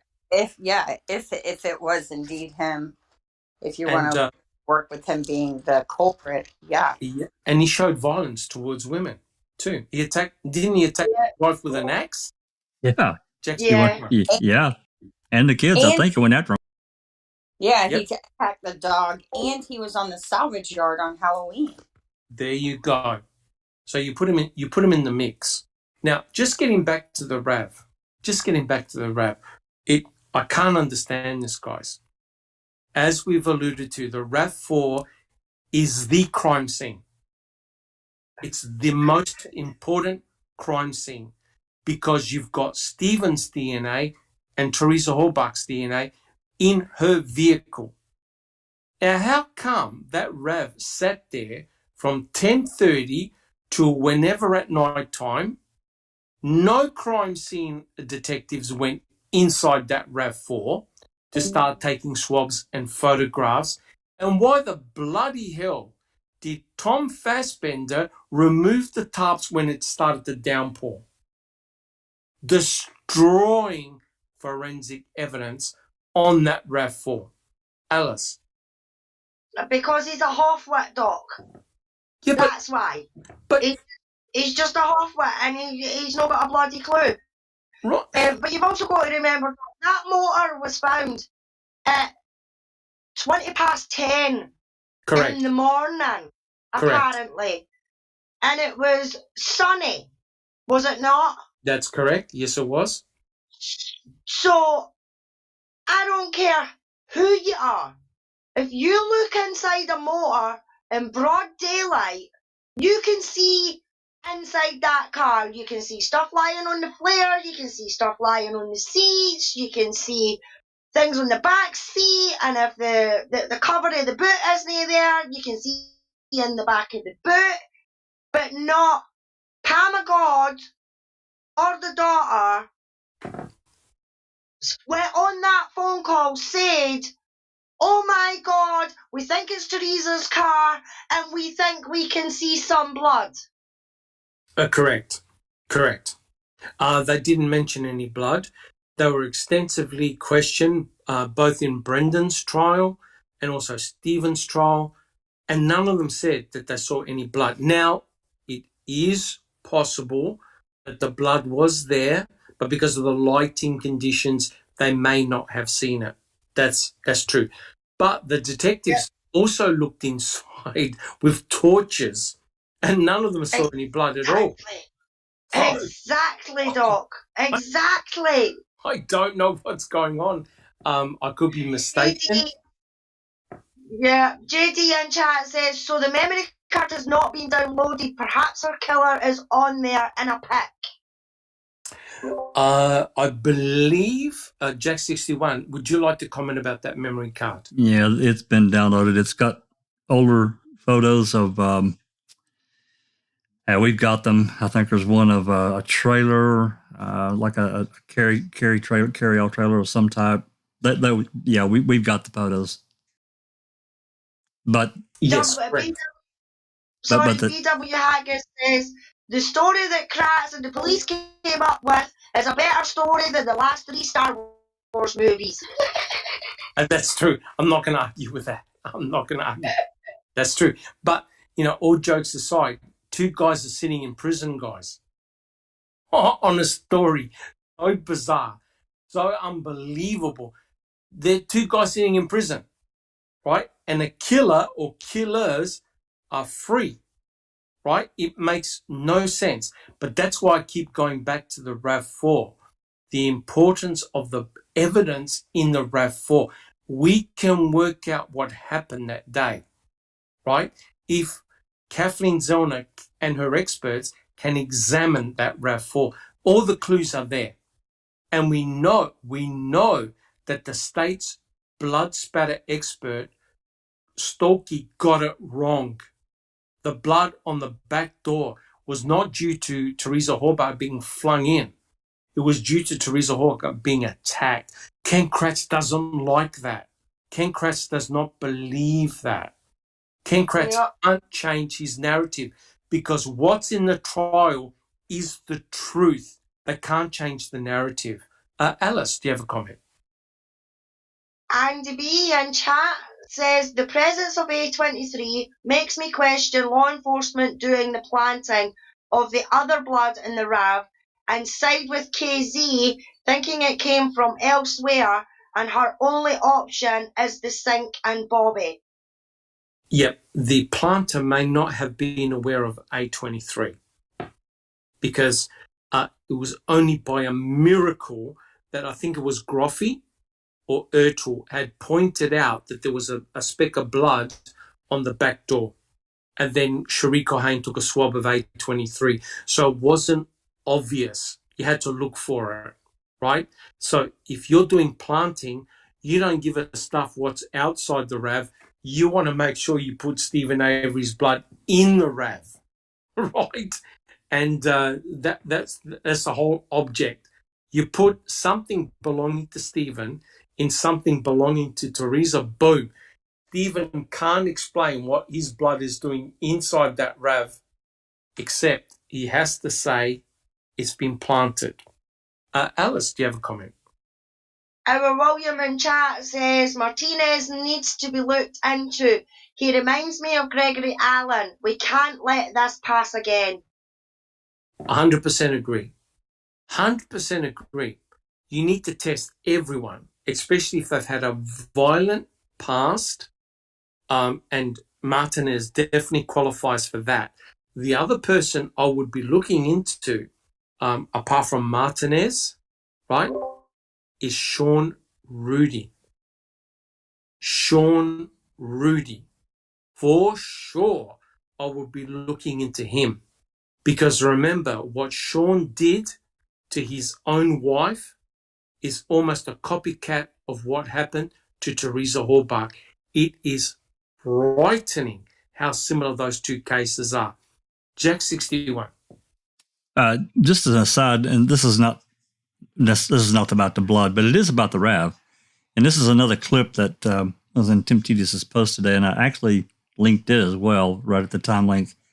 And it's of a news clip right after Stephen was arrested, and it's actually got Candy Avery talking and saying Earl was down in the pit on the first, second, and third, and that RAV wasn't there. So where did it come from? Correct. 100% correct. And that's really embarrassing because Earl told them, I think Fabian did as well. Hey, we were down there. We were hunting rabbits. We were sighting in our guns. We did not see a RAV4 down there, right? And imagine a Chuck who knows every vehicle that's in that property. He had no idea that the RAV4 was there as well. And of course, the best thing was that Fassbender told Stephen how the RAV4 got down there, right? It got driven through the quarry, right? Now, wait a minute. A couple of months later, Brendan Dassey said, no, we drove the RAV4 from Stephen's garage past Chucky's house and we brought it down to the pit. There's only one problem with that. You don't find any dog tracks that back that up. All the dog tracks are coming from the quarry, from the deer camp, to where you find the RAV, which indicates that the RAV4 was off the salvage yard and was brought onto the salvage yard. Now, does anyone on the panel believe that Stephen Avery or Brendan Dassey drove the RAV from the quarry onto the salvage yard? Anybody? Jack 61. Not a chance in hell. Not a chance in hell, no. Mm-mm. So now we have a third party involved. We've got somebody else involved that brought that RAV4 onto the property. Why would they do that? Why would you bring that RAV4 onto the salvage yard? Anyone want to hazard? Neverly, why would you bring that RAV4 onto the property? If you did it, you wouldn't do that. If Correct. Stephen and Brandon did do all of this, what the state says, why would they ever do that? They wouldn't. That's correct. It's a newer card that sticks out like a sore thumb. They could have done so many things with it. They didn't even need it to transport Teresa from the garage to, you know what I mean? The whole thing was just, what do you do with it? Stephen said it himself. I would have crushed it. That's correct. And the bizarre thing is this, right? If you follow the state's narrative, the reason why Stephen Avery had the fire was to cremate Teresa Hallbach, correct? So why on earth would Brendan and Stephen murder Teresa Hallbach, put her in the back of her RAV, take her out of the back of the RAV, and wheel her down to the fire pit, when the whole intention was to burn Teresa Hallbach to get rid of the body? The mere factor that Teresa Hallbach's blood is in that RAV4 completely changes the narrative, right? Yeah. Because if you look at the testimony, if you look at what Brendan said, we shot her outside the RAV. We shot her outside of the garage. Oh, no. We put her in the RAV and we shot her in the RAV. And we get said, now, come on, that can't be right, because the forensic evidence told them that there's no way Teresa Hallbach could have been shot in the RAV. So Brendan was simply changing his story to appease what Fassbender and Wiegert were telling him. Brendan had no idea what had happened to Teresa Hallbach. Never. In fact, let's go back. If they got Teresa bound in the bed, rape, cut, slashed throat, cut her hair, repeated, all of that, had a little break in between, didn't they? They sat in the living room on the couch and they were regrouping, right? And they did all of that. Yes, had a soda. Then they finished her off in the garage. They also used that creeper. That's right? correct. That's So correct. they did not need the RAV whatsoever. They did not need to put her in there That's if they did correct. all of this. And would So you? go ahead. I was going to say, would you back up the car in the garage if We your couldn't. if your intentions were to cremate Teresa Hallbach, right? Now, think about it. Imagine if Mama Avery just happened to drive by Could you in her car and imagine? say, Yeah. Stephen, what are you doing with that girl? And what's that RAV4 doing in your garage? It is so stupid. It is so ridiculous, but the people of Wisconsin bought it. Neverly. Well, they bought it after deliberating. It was 7-3-2, but they were bargaining because they wanted to get out of there. They knew how crooked it was. But, I always said from day one, after I watched that Ma'am 1, Yeah, I yeah. said it to myself. I'm like, you know what? Small town, these people are scared. They don't Oh, want yeah. to get involved. If it comes to me, my family, and my farm, and Stephen Avery, guess who's going down? Stephen Avery. Who's going Correct. to stand up to the cops, generational cops, in that little place where everybody knows your name, where And you live, what you do, and they slept with each other on top of it. Yeah. correct. And I also believe that hadn't the producers of Ma'am come along when they did, this case would have been dead and buried. Oh, yes. There would have been Oh, no yeah. minimal attention to it. But They had no clue that this was that's going to correct. be a worldwide, That's multi-million, correct. pair of eyes looking into this. That's They correct. had no clue. They Yeah. wanted a nice, neat story and for it all to go away. But it exploded on their faces. And that's why Ken, Mr. Kratz, wrote this book to attack people like you and I, people in chat, and also the producers of Ma'am, right? And it's Yeah. a constant attack that we have no right to ask any questions whatsoever. Thank you, Neverly. You're welcome. Thank you. Alice, do you have a question? Just a couple of comments in chat doc. BW Haggis says, do you think that they had so little amount of a source of Stephen's blood that they didn't have enough to put it in the rear in the car? If you make fake blood, you can make as much as you want. But think about it. You want to make a small amount because you don't want to get caught, right? You don't want to be walking around with a vial of blood or a test tube of blood. You can put a ml of blood in a small tube. It's known as an Eppendorf tube. Small plastic pipette, put it in your pocket. No one's ever going to know. If you're going to go in the RAV4, you want to spend 30 seconds to 45 seconds in that RAV. Get in, get out. You don't want to get caught anywhere near that RAV, right? So if you're going to plant blood in that RAV, your job is to simply put Stephen Avery's blood in that RAV. That's all you need. Cherie Cohane will do the rest. So plant the blood. In fact, it could have been Cherie Cohane who had planted the blood in the first place, right? So you want to get in quick, you want to get out quick. That's it. Close the doors, boom. Swab, there you go. That's how you do it. No mucking around. Alice, Another one from T1. The thing with A23 is, when did Scary Culhane test it? It was probably one of the first tests she performed due to it being on the exterior of the RAV, but the real results they wanted was on the inside.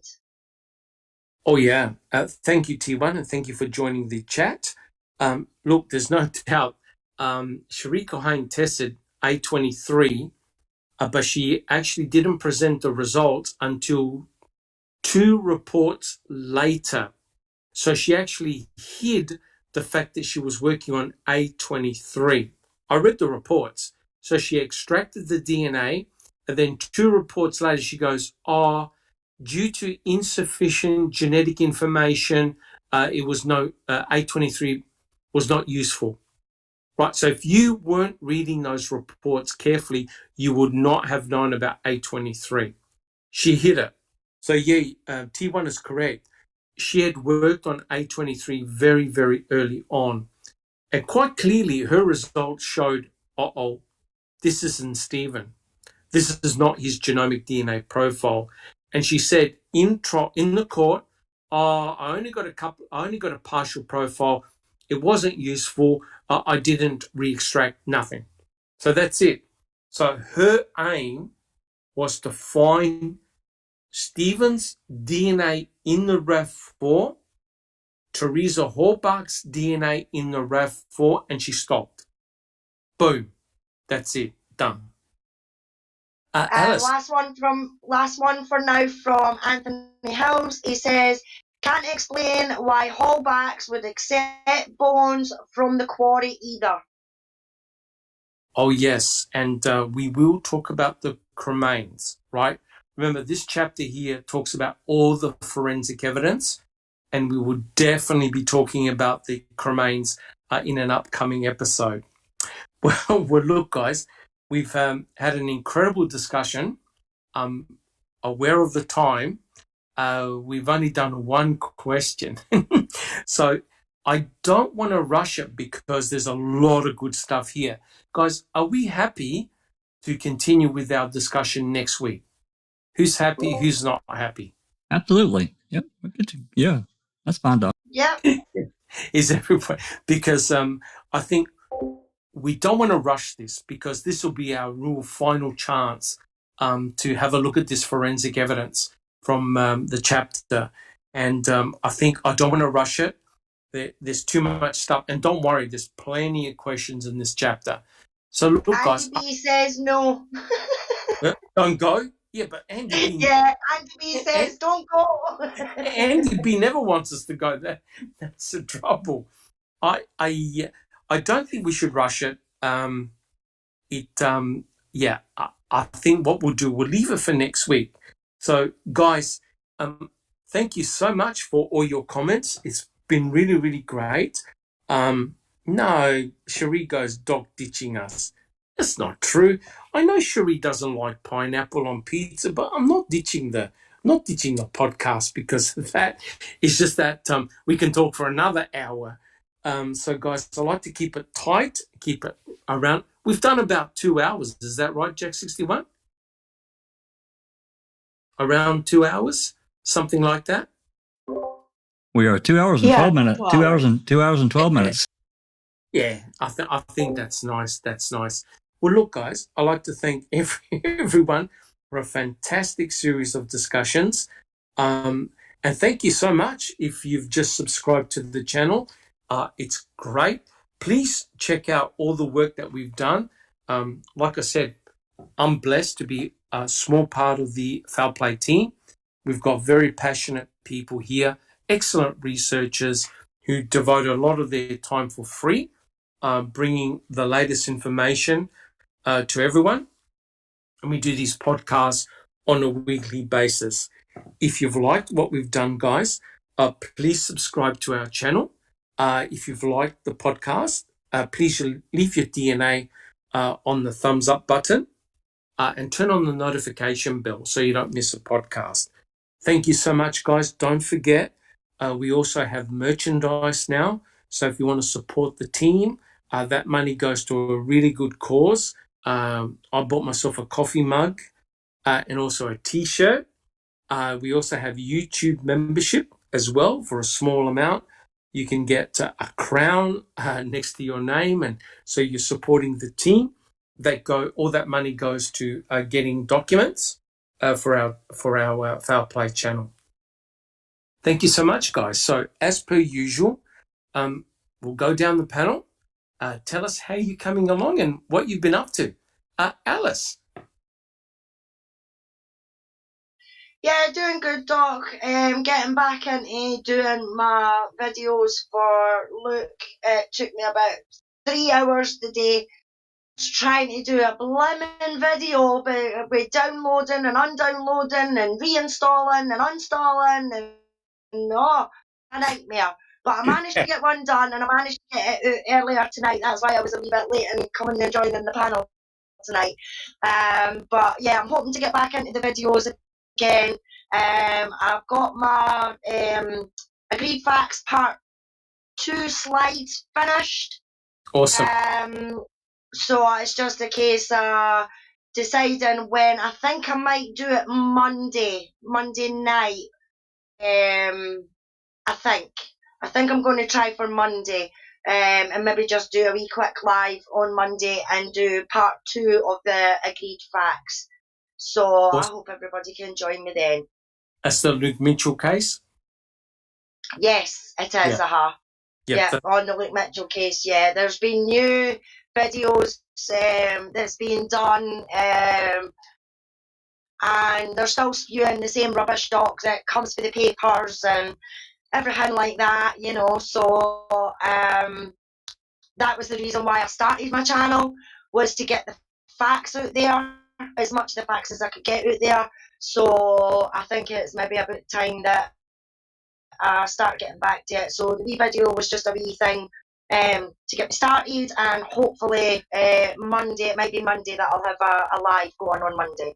Fantastic. And you know, you've highlighted a very important point, and that is disinformation, right? Disinformation. And it's very, very scary, because that's exactly what, remember, Ken Kratz and Tom Fassbender, the way they went on their media interview blitz everywhere, talking about how MAM 1 and 2 were evil and were wrong and were spreading disinformation, yada, yada. That doesn't just happen in this case. It happens in the Luke Mitchell case, all sorts of cases, even in the Garrett Phillips case, right? Yeah. Well, I mean, in Stephen's case, Doc, it's the bloody rab, you know, is there 1 or 2 or, you know, and everything like that. Great. Well, in Luke's case, it's this friggin' Parker jacket. You know what I mean? The one that he never had. You know, there's receipts and everything that it was bought after the fact. You know, even the dramatization of the night that it happened and everything like that in the documentaries, they've got the person in a bomber jacket, not a freaking Parker jacket. That's you correct. know, so that is one of my gripes with that case. So there's always going to be 1 or 2 things in the case like that, and the bane of my life in that case is the bloody Parker jacket. Correct, absolutely. And us here, in this case, it's the RAV4, you know, just others, because the RAV4 is so crucial and central to this case. You can work out where that blood came from. You can work out where the RAV4 came from. Correct the case. The state don't want you to ask those questions. That's obvious. Thank you so much, Alice. Thank you so much. Thank you. Jack 61. I'm doing okay, Doc. Of course, been working, kind of overtime, putting these key and specific calls together. The Brendan and Jeanette Levy call was not necessarily key. Thanks to ODog, he was able to drive down the date, and I think that date, if everybody kind of goes and looks at that date, I think it was right after all this stuff happened with O'Kelly, and then the May 13th interview. Yeah, it was right after that. I think that's important, but we can talk about that more later.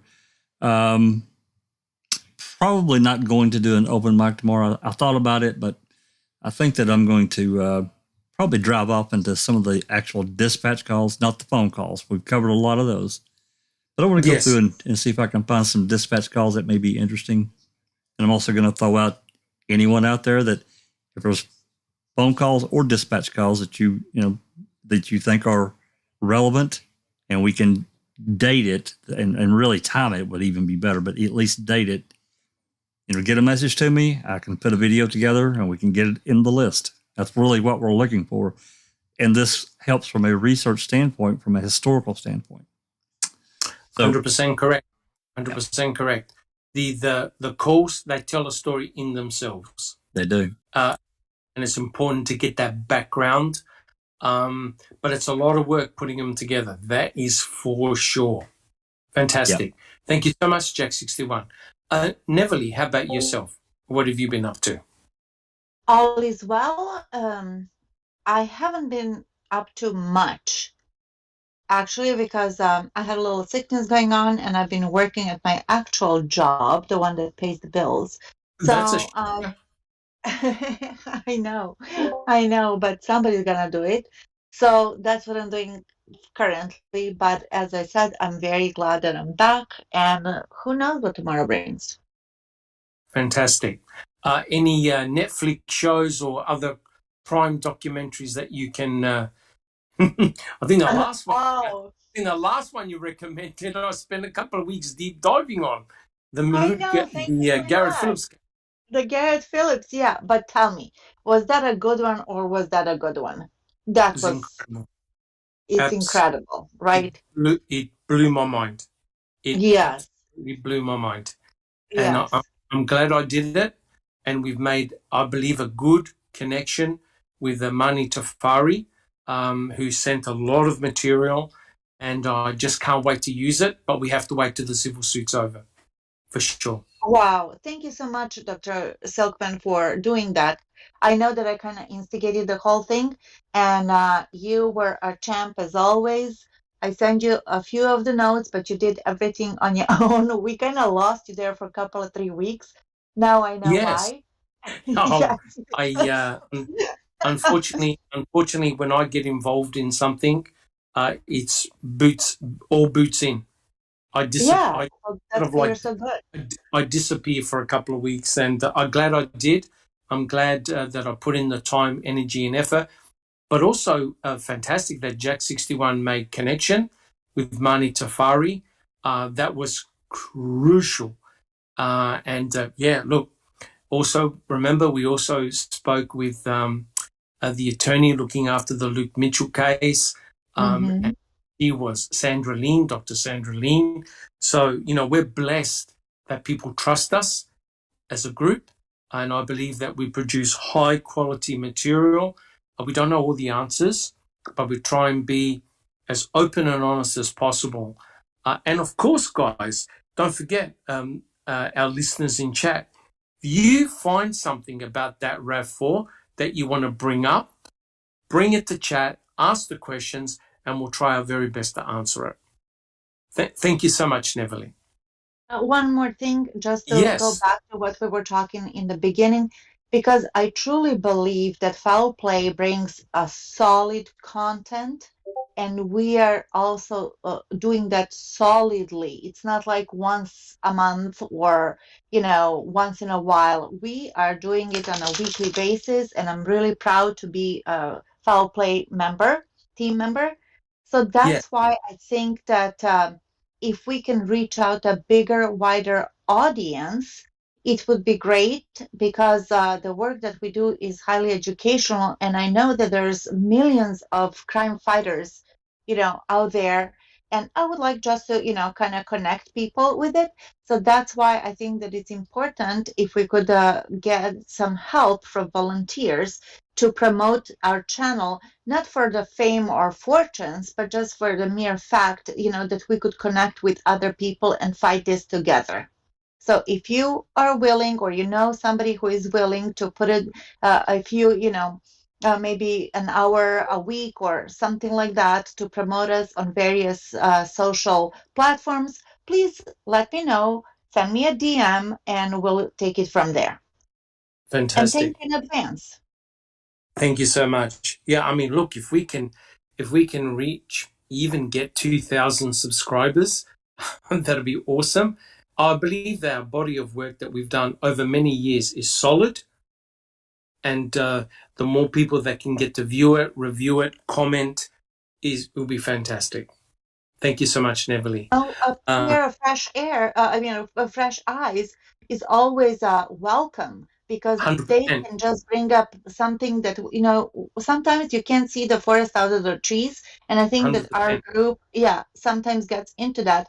So a pair of fresh eyes or ears would be awesome. We would really Yep. welcome that.